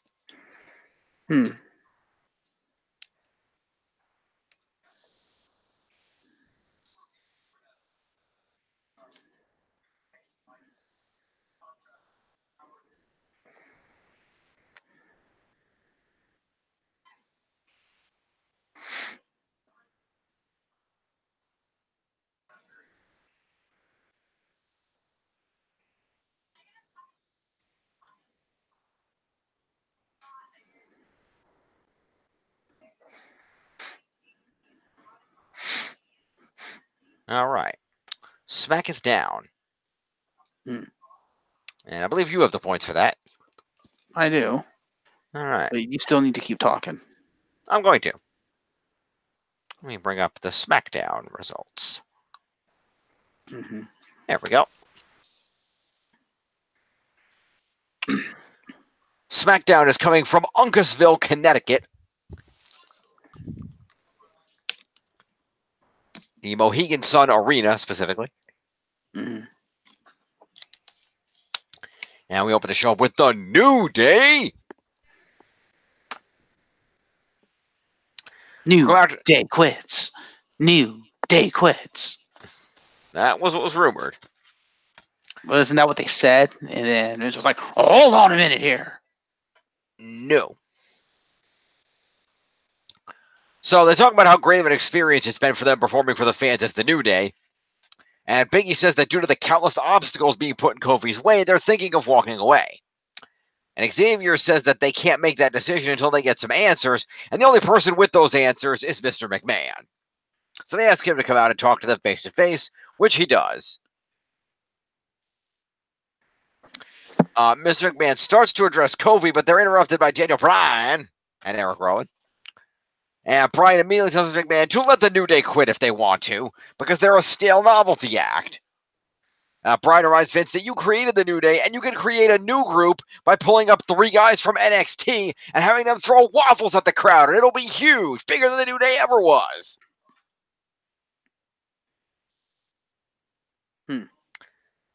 Referring again calls Kofi nothing but a B-plus player and says that Vince's instincts about Kofi not being championship material are correct. Xavier Woods and Bryan's exchange some words. Oh god, hang on! I'm not in the fucking John report again. I did it again. Let me more detail on the promo in there.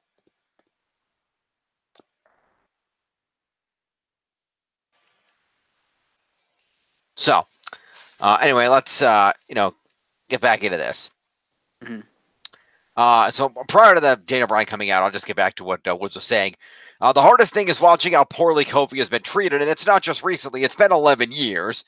Biggie says that power of positivity is not just a catchphrase. Kofi excused the power of positivity, and this man does not know the word quit, and they need to make a decision. The answer is blah, blah, blah. So, anyway, moving back to where we were in the promo.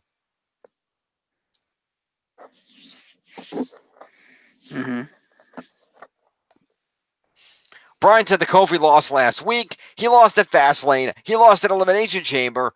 And, Vince, don't let Xavier and Biggie or the parasites in the audience get in your head. Your instincts about Kofi not being championship material were 100% accurate. You are right. These people are wrong, and they refuse to accept reality.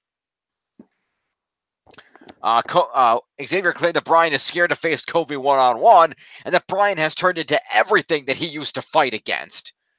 The reality is, Daniel Bryan, that you are a hypocrite, which is why you are out here right now.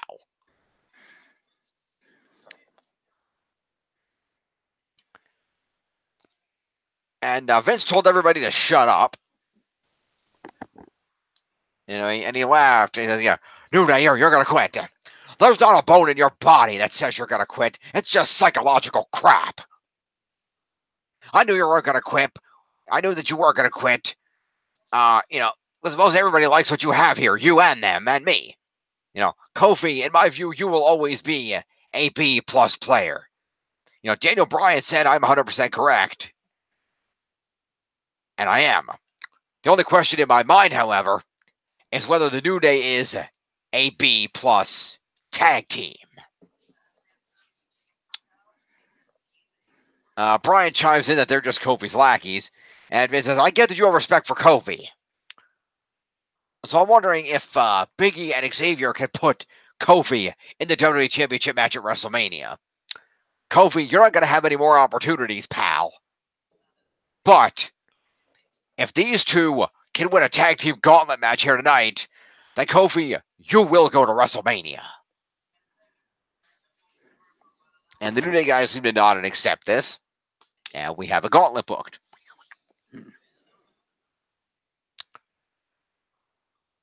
Promo points all around. Uh-huh. Uh-huh, uh-huh, uh-huh. Uh-huh, uh-huh. Uh-huh, uh-huh, uh-huh. No. Just remember, I didn't watch that one. I know it, but I have never watched that movie. It's a great movie. I know. 5 points to Big E, 5 points to Kofi.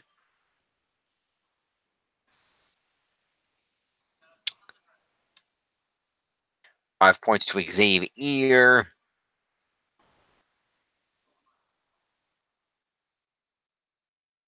Five points to Daniel Bryan. 5 points to Daniel Bryan. And 3 points to Eric Rowan. Okay. So following all of this happening,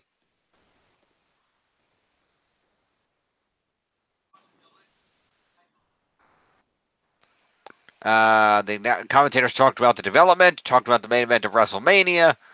We then cut back to Becky Lynch, who was being interviewed by Sarah Schreiber backstage. And Becky said that they're changing the game and talks about how she won the Beat the Clock challenge on Raw, and that's what will happen at WrestleMania.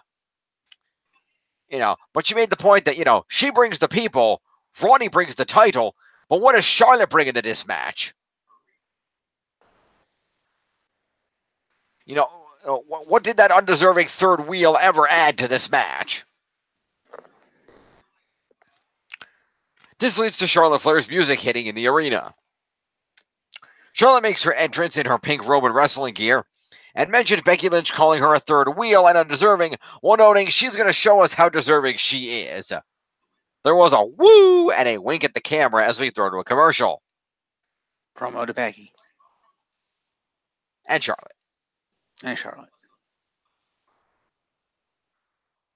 Except, well, don't give Charlotte the promo points because Tiff threw the promo points in with the match. Okay. And we go to a commercial and come back from the commercial to an advertisement for the Gauntlet. And Charlotte's in the ring for a match. Asuka, the SmackDown Women's Champion, makes her entrance.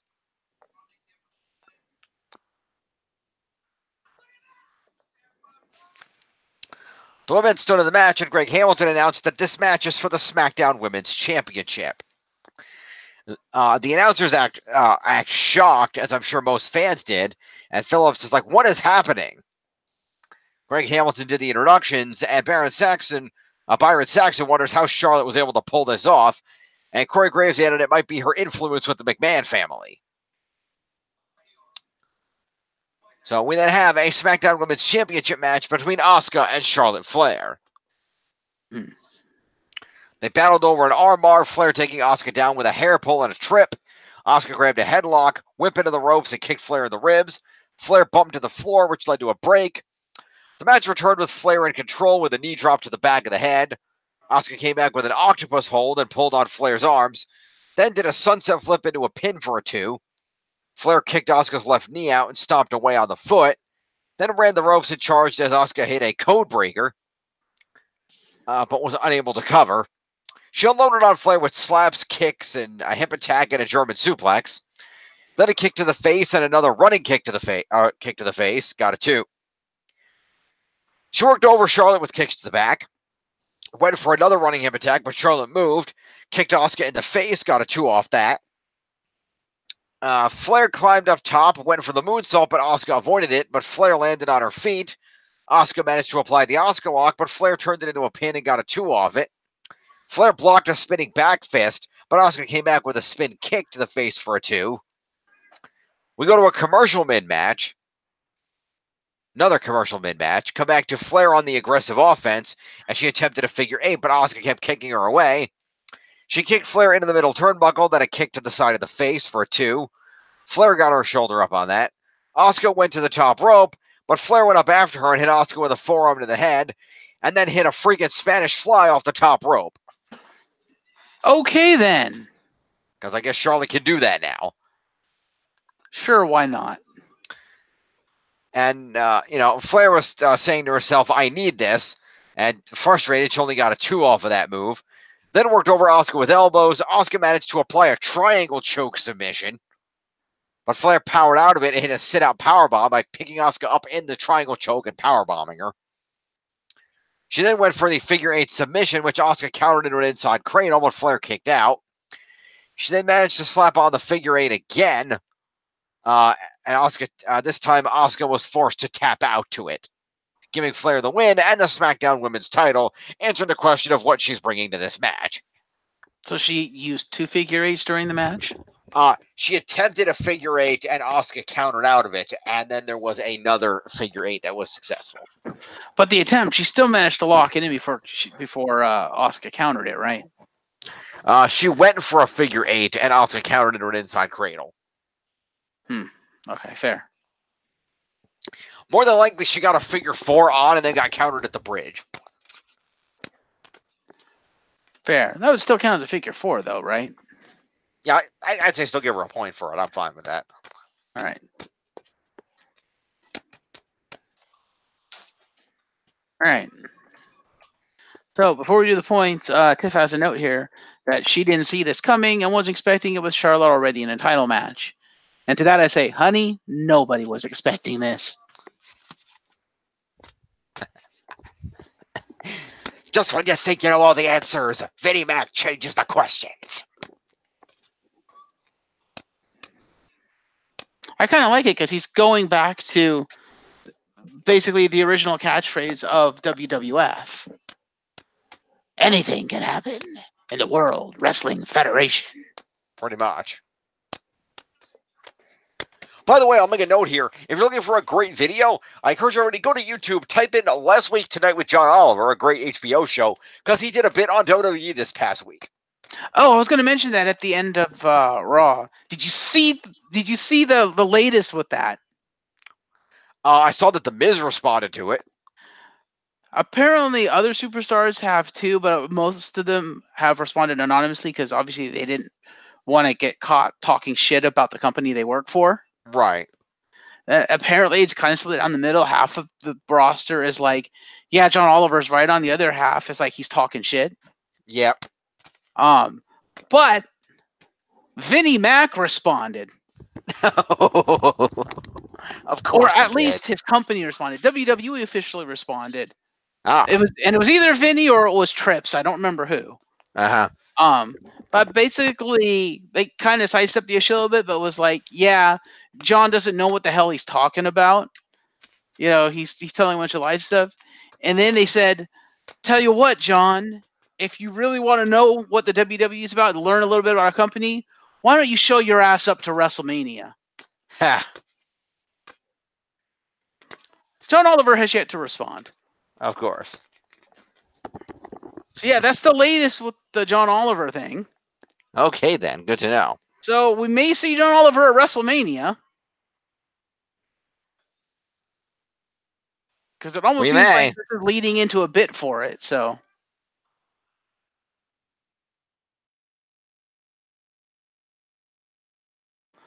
Anyway, you ready for scores, Jim?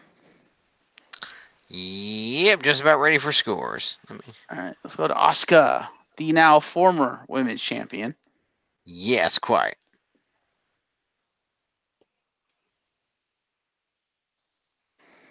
So let me know when you're ready. Yeah, let me go to Asuka. Okay. So she gets 5 points for being in a match and a bunch of points for moves and counters and escapes, for a total of 26 points to Asuka. 26, you got it. Yep. 59, 69, and 6 is going to be 375. All right. Let me go to Charlotte, your new SmackDown Women's Champion. Okay.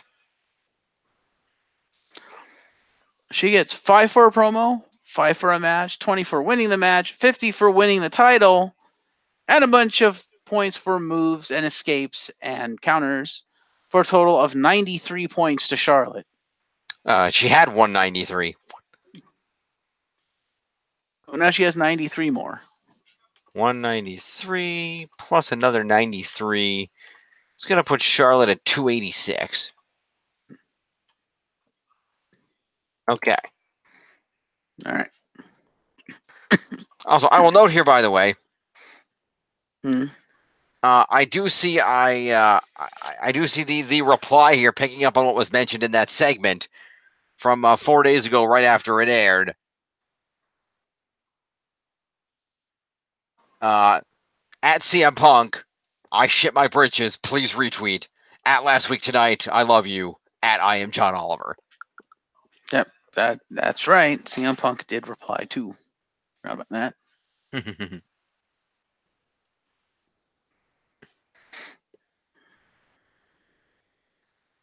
So good times had by all. Hmm.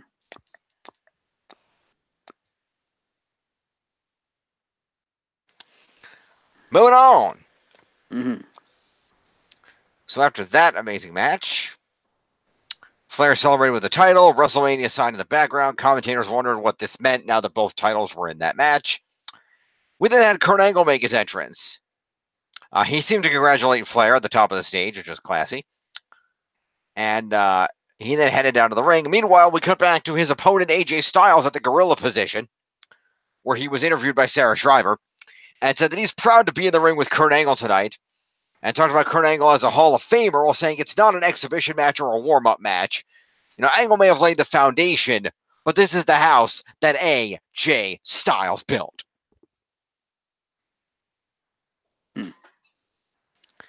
We then had a match between Kurt Angle and AJ Styles that ended in a DQ 2 minutes in when Styles got hit with an RKO out of nowhere. So instead of giving us a classic match of Kurt versus AJ1 last time, WWE decided to completely fuck it up. Yep, Angle with a German suplex early, tried for an ankle lock. Styles countered out of it, slapped on a calf crusher. Angle looked like he was going to tap out, but rolled through into another ankle lock. Styles used the momentum to send Angle face first into the middle turnbuckle, then ate an RKO out of nowhere. Okay, Orton then then. stomped away on AJ Styles, but Angle then grabbed Orton from behind and hit him with an Angle slam, which led to Orton rolling out of the ring, and Angle's music playing to end this. Okay, then. That's kind of disappointing. Yeah, a little bit. Points. I think the fans deserved one last Kurt versus AJ match. Would have been nice. So, 13 points to AJ. Sounds good. I'm at 326. 10 points to Sexy Kurt. Sexy Kurt. How many? I'll make your ankle hurt. 10. 10 points. Got it. And then we have Orton. Orton. He gets 11 points for being an asshole and ruining a match. How does he get 11? Oh, well, she has an assault on here. Did he do more than just the RKO? Not that I'm noting here. So that would not constitute an assault. It's one move. Therefore, no, he gets 6 for interference and an RKO is 7. Okay, so he gets 7 points for being a jackoff. Yep, which puts 215 for Orton. Orton. Orton. All right. Booyaka, booyaka.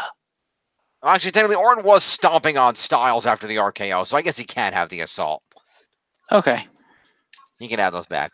That's so. You were right about that, Tiff. Sorry for questioning you. Anyway, so all that happened. We cut to the back where Rey Mysterio and his son Dominic were interviewed by Kayla Braxton. Booyaka, booyaka. And Dominic said that Samoa Joe only cares about himself. And Rey said that he's going to teach Samoa Joe a lesson in humility for himself and his family when Rey becomes the new U.S. champion at WrestleMania. Promo to Rey. Yep. Booyaka, booyaka. 619. Pretty much. All right. Commercial. Oh, I'm getting a note here, John Canton. Dominic is now a trained wrestler. I assume trained by Rey Mysterio?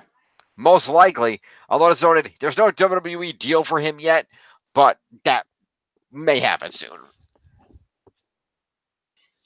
How old is he now? Is he old enough to be employed? He's 20. Wow. Didn't know he was that old. Okay. He's like 20. That works. Then again, it wouldn't be the first time Vince hired a kid. Yeah, that is true. Ding! Hey, you can't see me. No, I can't see you. What are you dinging? I'm wearing my Hardy Boy shirt. Ah, right. That's fair.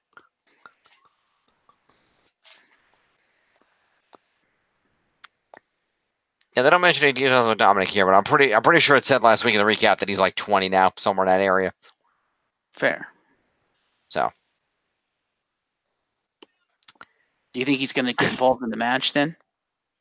I would not surprise me in the slightest.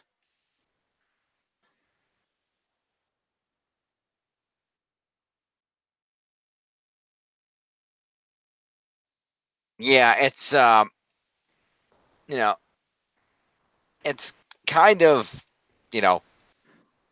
humbling to remember that I'm your poppy is at this point 14 years ago. This is true.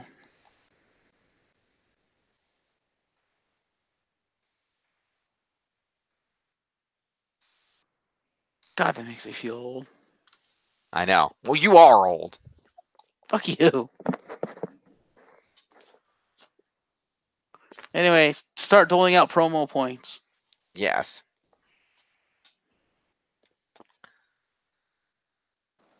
So we got to hear from Damiz. Damiz. Also, it was announced that Joan Jett is actually going to in person sing Bad Reputation for Ronda's entrance at WrestleMania. Really? Yes. Wow. So how about that? Okay then.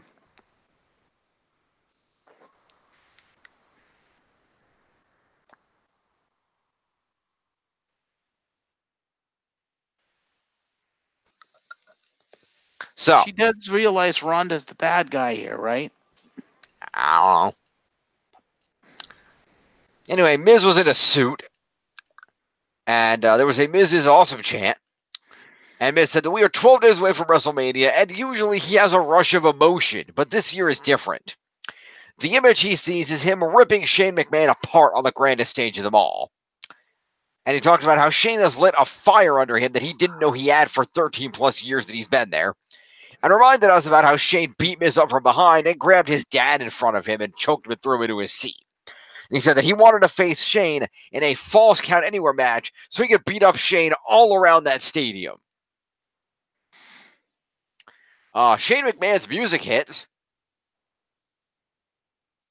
But instead of Shane McMahon, we get a cadre of security. Okay. Who march out to the ramp area.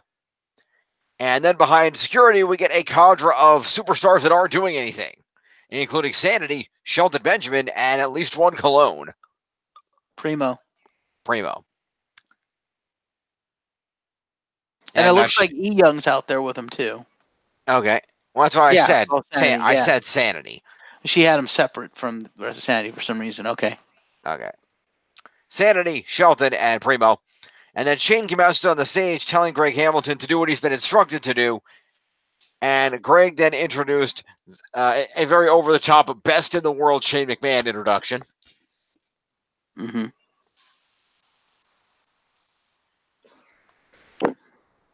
And Shane told Miz that the security is there to protect the Miz from him.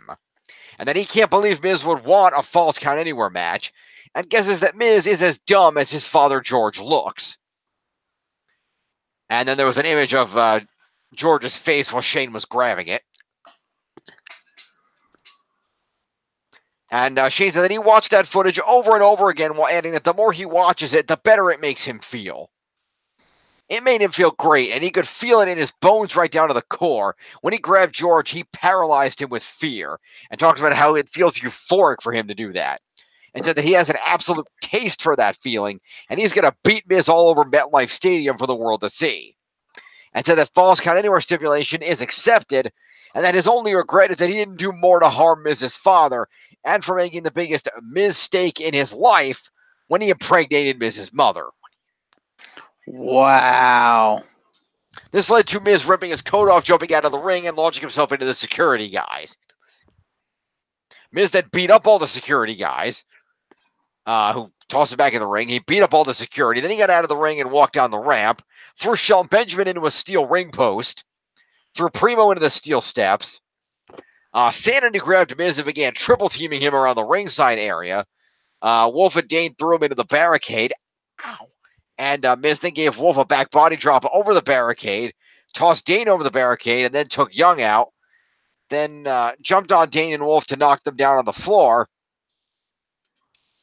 Then went brawling into the crowd. Miz whipped Wolf into a guardrail, and then jumped back over the barricade. But by this time, Shane had left, so the segment was over.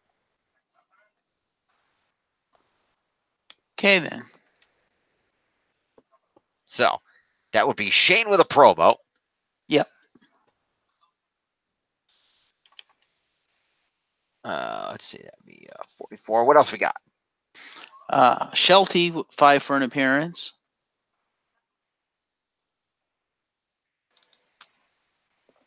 Okay. Would it be 5 for an appearance or 3 for a mini promo since he was in the bit? Nah. I give him 5 only because he was technically involved in a fight, even if he didn't put up a fight. So Okay. Primo gets the same 5 points for just being there. Oh wait, why would it be 5? Appearance. Appearance has never been 5. It's 3. No, I think appearance is 5. No, we've never had 5 for appearance. Let's see. Appearance at a pay-per-view is 5. Appearance on a non-pay-per-view is 3. Oh, okay. Because I think on the score sheet, I think it just says appearance 5. I don't think we made that distinction. Fair enough. It's distinct on mine. Appearance non-pay-per-view is 3. Appearance pay-per-view is 5. Fair. It's also 5 for a promo. Right, and 3 for a mini promo. Right.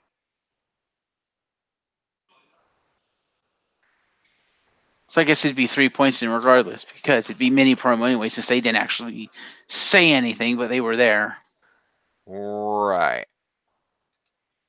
So calculate all that out. So 3 points apiece. Okay. You mean, well, we already did too many points for Shelty. Well, no, I didn't do Shelty, did I? No, Yes, I did. Buyback. So Shelty's going to get 3 then. Yes. And so is Primo. Yeah, Primo will get 3. Primo's first and only points of the season. Oh. Okay. And then Sanity gets assault. Sanity gets 9 apiece. No, do they just get the assault or do they get like promo points? 4 assault points. Okay, so they don't get the mini promo points. No, because they didn't promo, they just assaulted. Okay.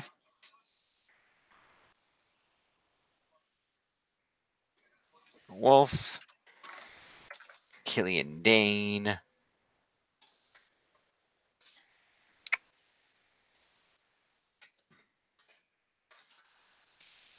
And then who the hell's the other one? E Young. E Young, right. Okay. And then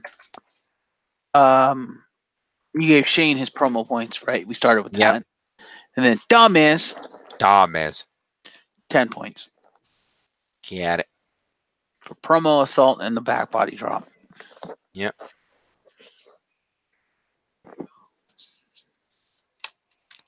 $89. Okay. We then had a replay of the earlier stuff from earlier in the show, assorted replays, announcements, things of that nature. And the New Day make their entrance for the gauntlet match.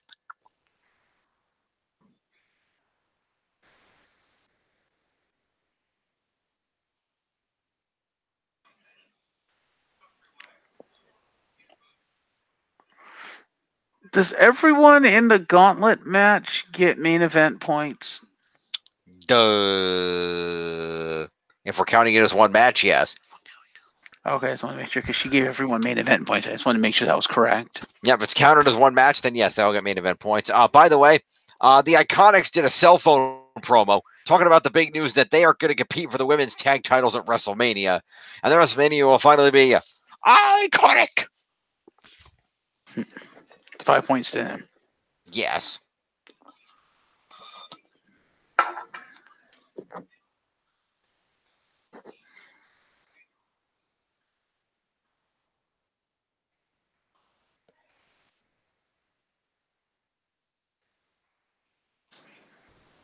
All right. And the gauntlet opens. Big E and Xavier. Kofi kind of walks them out to the stage and then leaves. Kind of deal.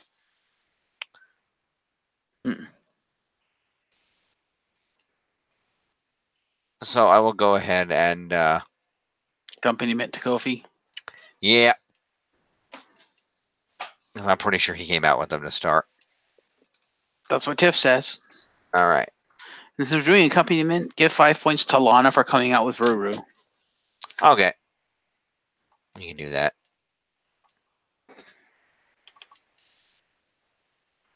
Okay. So the first opponents are the Good Brothers. Nerd! Pretty much. Xavier with a drop kick on Anderson. Anderson with a forearm. Biggie gets tagged in. There's a midnight hour double team. And bing bang bada boom. 1-up New Day. So Gallows gets 12 points for showing up.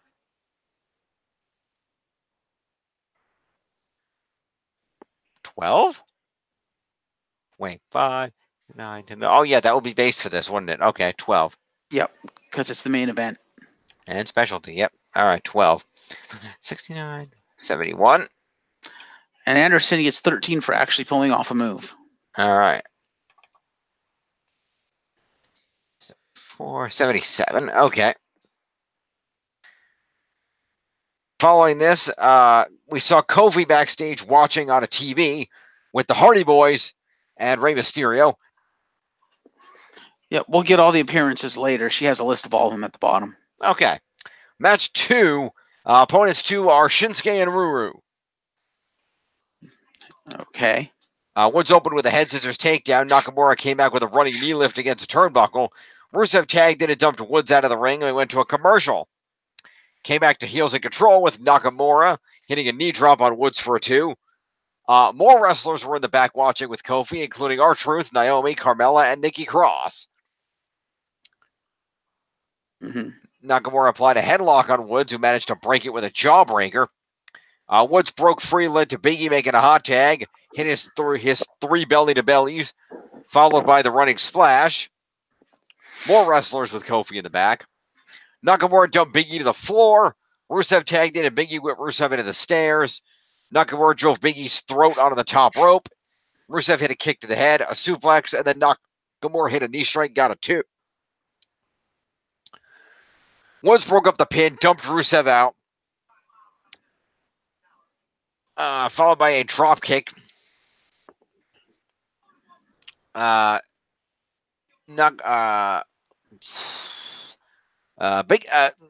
drop kicked Biggie out of the ring, went for a Kinshasa, but Biggie avoided it. Nakamura Kinshasa the ring post. Ow. Slightly. Woods tagged in, and they hit the up, down, down against Nakamura to gain the win.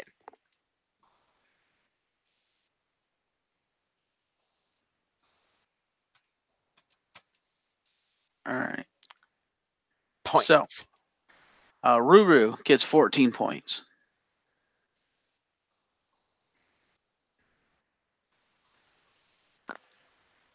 14? Yep.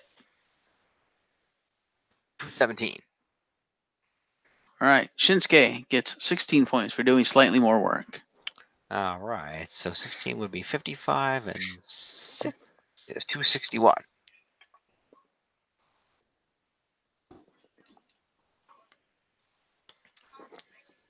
All right. Next up, the bar. The bar. Commercial break before this, and then we come back for the commercial break to the bar. They are the bar. They were in control as Sheamus put a knee bar submission on Big E's left knee. More baby faces were watching in the back with Kofi, including Asuka, who lost her title earlier in the show.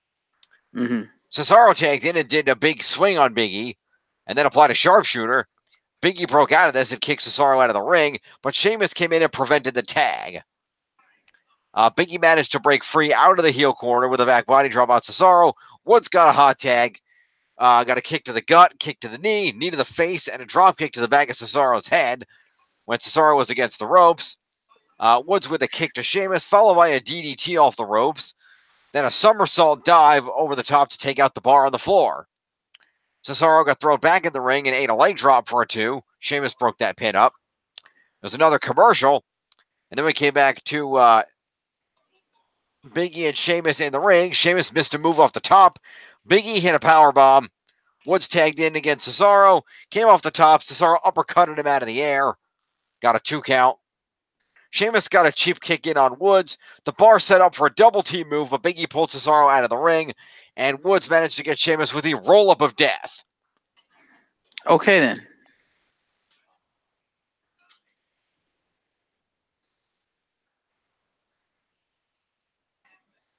Hello? Hello. Waiting for it. It's not over. Well, I figured I could get the match and then do the after pinfall stuff, but okay. She's got it all in one. Okay.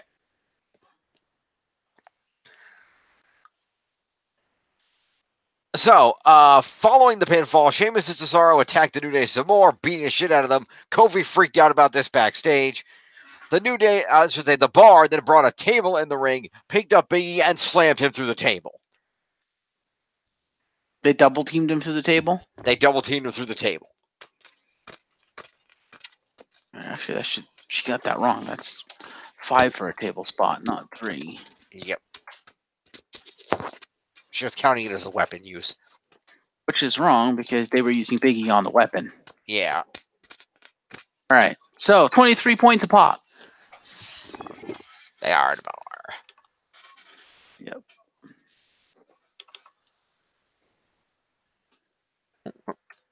More, and then Cesaro.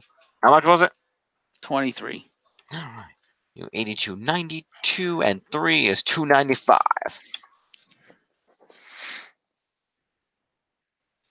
So the Usos came out next.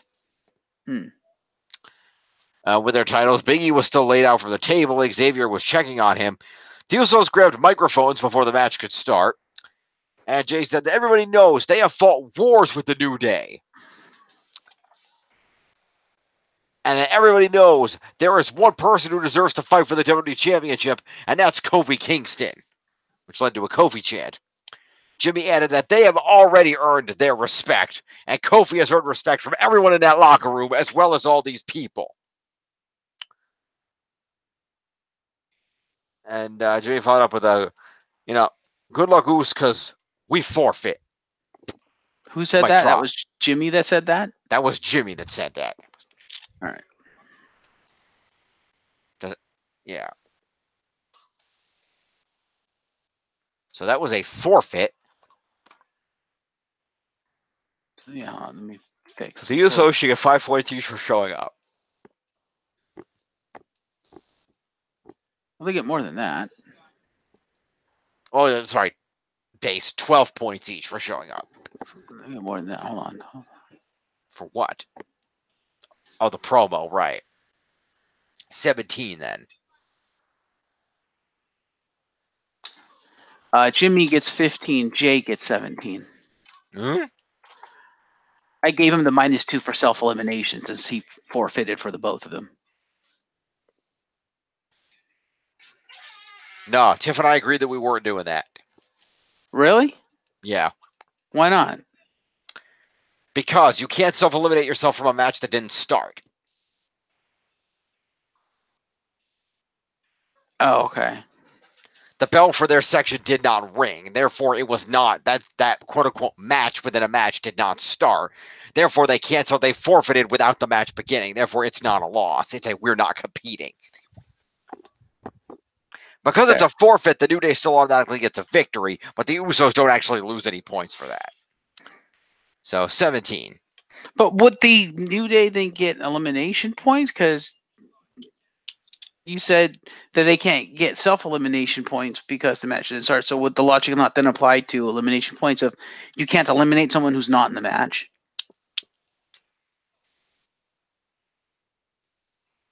Now, the way I see it, the listing is still that the New Day beat them. It was still considered a victory. That's how it was announced. All right. Well, if you want to give me the 2 points, that's fine. 17 apiece then. Yeah, I'm gonna do it because it's right. I do what's right. All right. All right, so that's gonna be let's see, 85. That'll be 95 and 7. It's gonna be 302 for Jay, and 288. No, not 2. Sorry, 17, 288, 298. Jimmy. So the fans cheered at this, and Big E, who was kind of half conscious, and Xavier nodded as a sign of respect. Meanwhile, in the back, Daniel Bryan starts trashing the fuck out of a locker room. Okay. He is absolutely livid at this.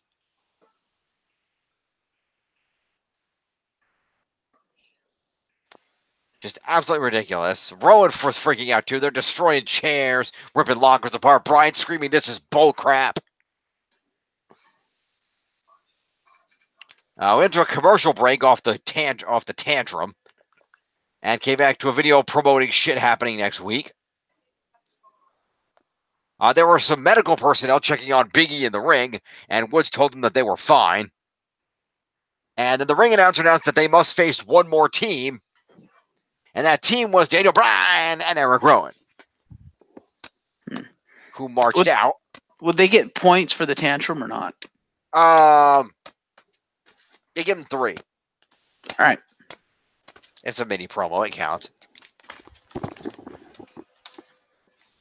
Yes, boss.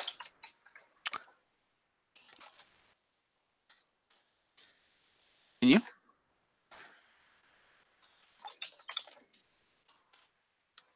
All right, so Bryan and Rowan attacked the New Day. Rowan whipped Xavier into the barricade and slammed him into the ring apron. Then whipped Big E's left leg. Bryan whipped Big E's left leg into the ring post, the leg that had been worked on earlier in the match, if you recall. By Sheamus's freaking knee bar. Mm-hmm. Rowan then hit a cross body block on Xavier on the floor, and Big E tried to fight out of the heel corner with punches, but to little avail. Bryan applied a half crab submission on the injured leg, but Xavier broke that up with a missile drop kick. Eric Rowan got in the ring and Woods managed to knock him out to the floor, then did a suicide dive onto him. Bryan charged at Big E, but Big E caught him with a Uranagi. Big E then hit the big ending, and Rowan came back in and broke it up. The pinfall, that is. Rowan knocked Woods off the apron to the floor, then got a tag for Bryan, hit a Uranagi sit out on Big E for a 2. Bryan told Rowan to put him through the table, so Rowan got out of the ring and cleared off the announce table. Xavier Woods then hit Bryan with a DDT on the floor that sent Bryan into the barricade. Woods then avoided the Iron Claw slam of Rowan. Woods and Big E then double-teamed Eric Rowan by throwing him into the ring post twice, and then clotheslining him over the announce table. And Big E then used his immense strength to flip over the obviously very, very heavy and not clearly made of cheap-ass cardboard announce table onto Eric Rowan to a massive pop from the crowd.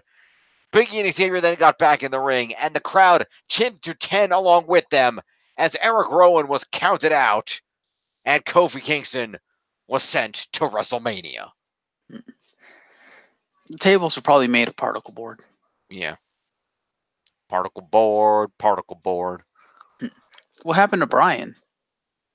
Bryan got DDT'd into a barricade and then didn't get up. Oh.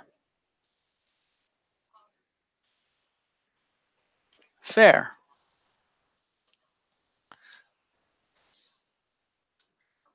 And then there was a massive pop for the victory, and Greg Hamilton announced, "Ladies and gentlemen, Kofi Kingston is going to WrestleMania."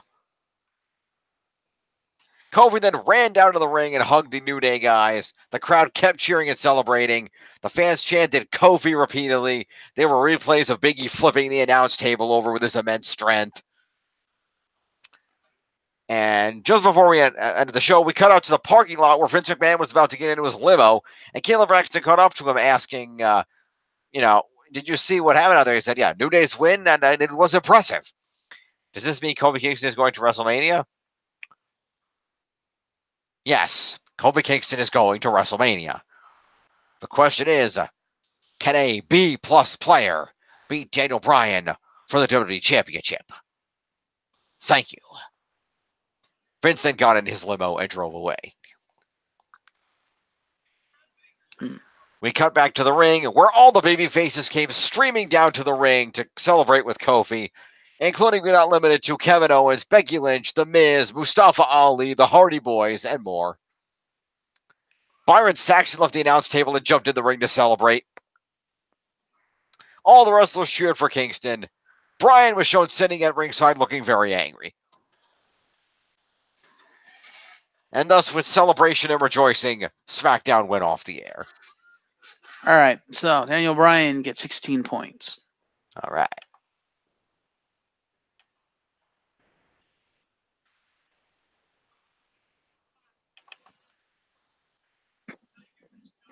Hang on, what did I just do?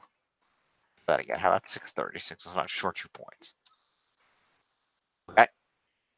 Eric Rowan gets 18 points. 4 is 32. 32. All right. Xavier Woods gets 55 points. 80, that would put him at 230. And your winner, Big E Langston, 69 points.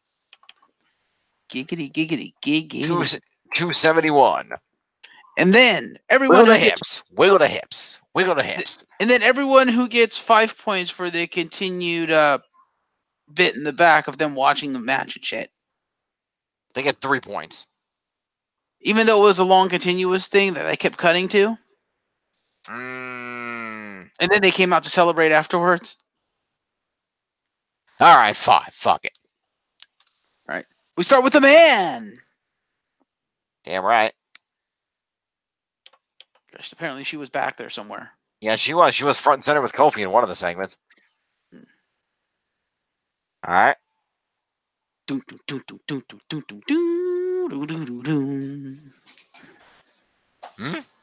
Hardy Boys. Ah.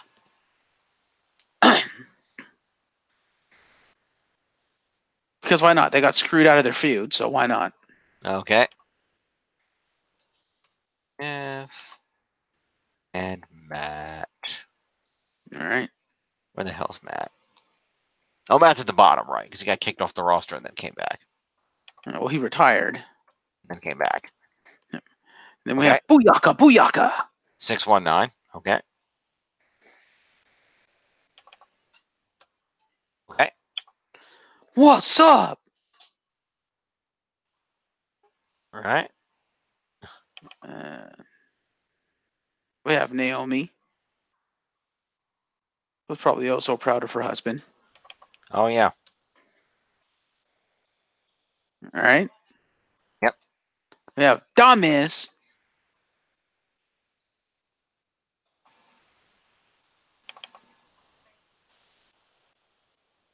We have KO. Okay. We have Nikki Cross. Speaking of KO, he's apparently, according to his Twitter, he is absolutely losing his mind over not having a match at WrestleMania, and informs people that that may make for some interesting goings on at his Access event. So please do come attend. Fair. All right. Got Nikki Cross. Who else? Otis and Tucker. Otis and Tucker. Sounds good. Otis. Who, by the way, is now just Otis. He has had Dozovic drop from his name. Fair. And where's Tucker? I think Tucker is just Tucker, too, but I'm not positive. All right. Okay. We have Blackachet. Blackachet. That's what I'm calling them anyway. Okay. Be careful with that, because for a minute I thought it was something racist. Okay, then. Well, you said Blackachet. Yeah, Black and Ricochet. I know, but don't go there. Did you get them both? Yep.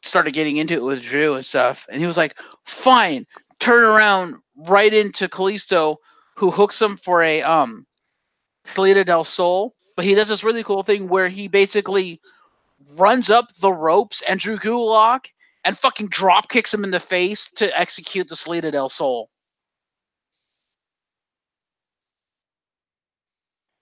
And then 1, 2, 3, Kalisto wins.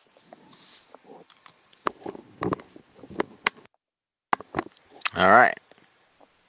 Yeah, it was pretty cool. Boom! Salida del Sol. Yeah, it was a pretty impressive outing by the Lucha House Party. And it's building up a feud between Humberto Carrillo and Drew Gulak. So that's good there. People were really struggling. Fair enough. What are you doing? No, I hit something accidentally. Sorry about that. It's not meant to be. So we'll go through the Lehusers first. Sounds like a plan. So Drew Gulak Gulak. gets a total of 6 points for being the beat slut. Okay. You have gentleman Jack Gallagher. Yep. For a total of 8 points for doing a headbutt, a headbutt, a headbutt. Okay. So that's going to be at 97. Okay. Humberto Carrillo, total of 7 points. 197. All right. Let's go to Lince Dorado, the Golden Links. Sounds good. He gets a total of 25 points for being on the winning team and doing moves. Okay, 85 will be, see, 86 will be 96. 06 at 5 would be 211. All right. We have Grand Metalik. Gets a total of 31 points for being the workhorse of this match. Yeah, 82. 183. And your winner, Kalisto, All right. gets 30 points for winning the match. And it's 97, 07, 317. All right. Got it. So then we cut to DM the GM. Actually, no, we cut to an interview of Mike and Maria. By I keep forgetting who the interviewer is for 205 Live. But she asks Mike and Maria about, the win and stuff like that. And about, Mike basically not being able to win without Maria and stuff like that. And DM the GM interrupts the interview Oh, of course. to inform Mike and Maria that he stopped Akira Tozawa from going after Mike in the parking lot, and that he has instead granted Akira Tozawa a rematch, and this time he will have Brian Kendrick in his corner. And then he walks off. So 5 points to Mike and Maria for a promo.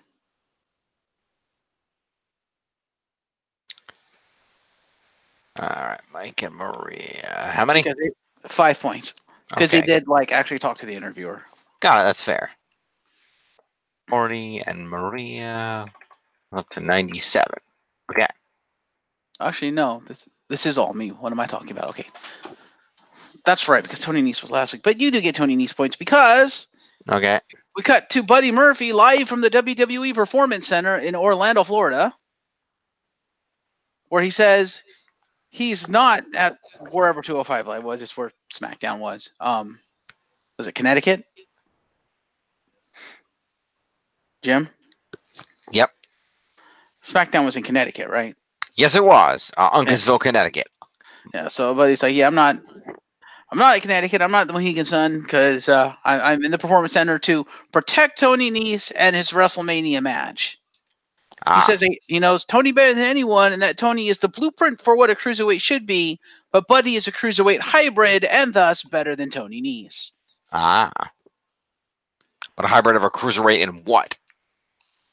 And not a cruiserweight? Yeah. As in, heavyweight?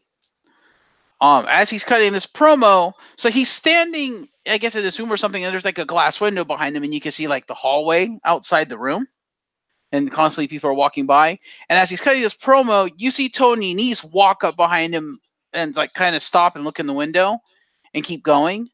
And so he's walking like this way, like left to right. And I'm assuming there was a door to the room on the right, because the next thing you know, from the right-hand side, Tony Nese comes barreling in from off screen out of nowhere and beats the shit out of Buddy Murphy.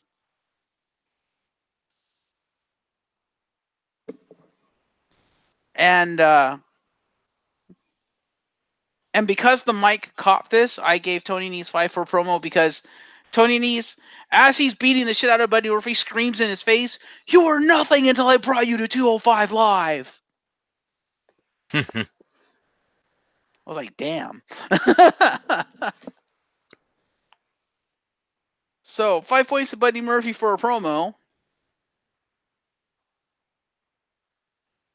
All right. Where the hell am I going? Buddy Murphy. Right, Murphy for the promo. Yep. Thank you. I'm like, was it Murphy or Nese? Like, that was Murphy. So 5 points to him for the Yeah. promo. Uh-huh. And Tony Nese Yes. gets 9 points for an assault and the promo. Okay. $2.99. And then we go to the main event of Arya Daivari versus Cedric Alexander. Okay. Which was actually a pretty damn good match. And Arya Daivari looked really impressive, countering a bunch of stuff, executing a bunch of moves, and All right. yeah, Cedric the Botch Machine is back again. Oh, lovely. Cause you know that lovely springboard clothesline that Cedric has that he kind of can't hit. Can't use anymore. Yeah. So Daivari was supposed to counter the springboard clothesline. Like, he was supposed to jump up onto the ropes, and then Daivari was supposed to like sweep him out from under it. Except Cedric ended up doing all the work for Daivari, because Cedric kind of missed the landing when he jumped up on the ropes. Oops. Yeah, he kind of slipped off the top rope, so Daivari just reached out and did the sweep anyway. So he tried to make it look like he hit the counter, but yeah, no, Cedric totally botched it because he couldn't stick the landing. Oops. Yeah. And but before the match could begin, Oni Lorcan came out. So apparently he's actually part of 205 Live now. Okay. And he went to go sit down at ringside and watch the match. Okay. And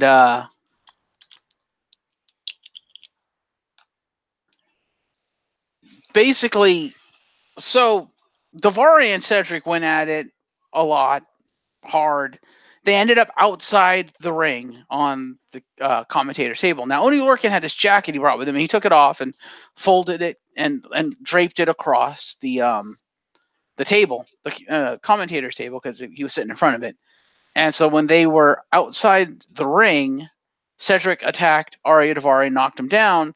But this was like later in the match, so Cedric was like all hella tired of selling like that he was tired and hurt and stuff. And he used the table to pull himself up.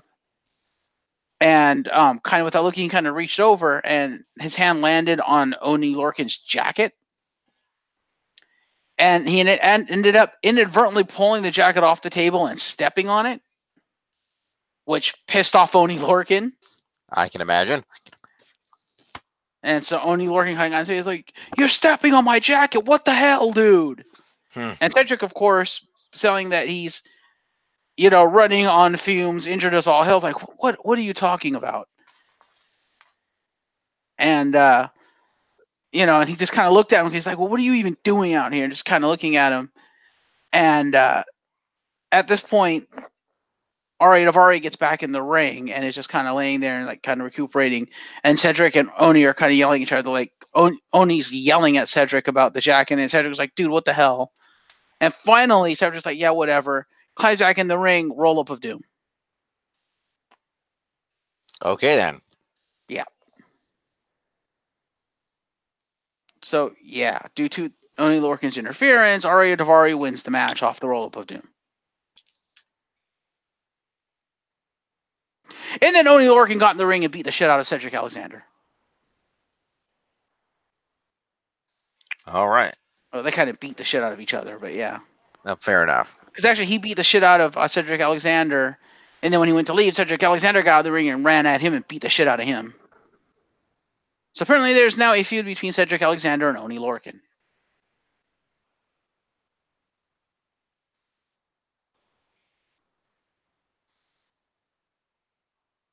But yeah, this was a pretty damn good match, aside from the botch.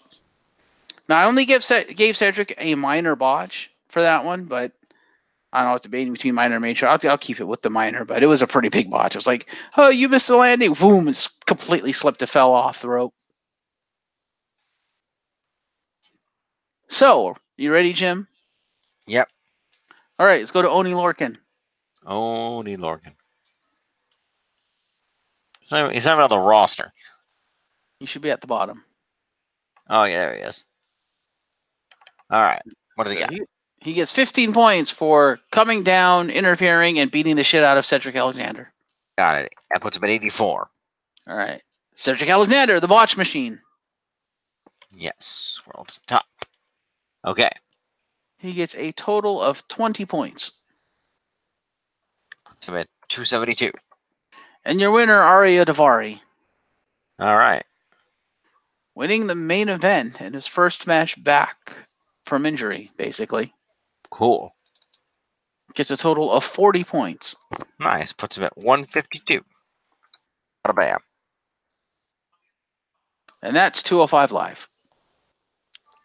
All right. There you go. Let's go take a look at the final scores for the week. Save.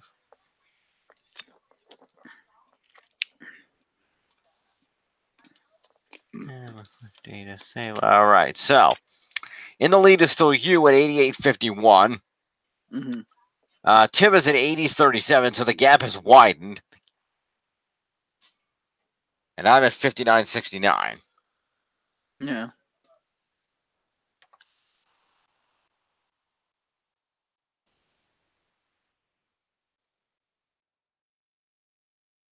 Okay, there we go. All right. So let's check the leaderboards. Let's. Top of the leaderboards is still Daniel Bryan at 636. In second, the WWE champion. In second place is the Raw Women's Champion Ronda Rousey at 632. Drew McIntyre coming in at 603. Followed by Finn Balor, number one contender to the IC title at 601. Seth freaking Rollins, number one contender to the Universal title at 518. Samoa Joe, the U.S. champ, is in at 504. One half of the women's tag champs, Bayley at 457, who is in a three-way tie with her partner, Sasha Banks, and the Intercontinental Champion, Bobby Lashley, who are all at 457. Baron Corbin is in there at 449, but if we're discounting that three-way tie, then Dean Ambrose at 439 and Akira Tozawa at 431, both making it into the top 10. Fair. So there you go there. And that's as far as Dean is going to make it. Unless he shows up at WrestleMania.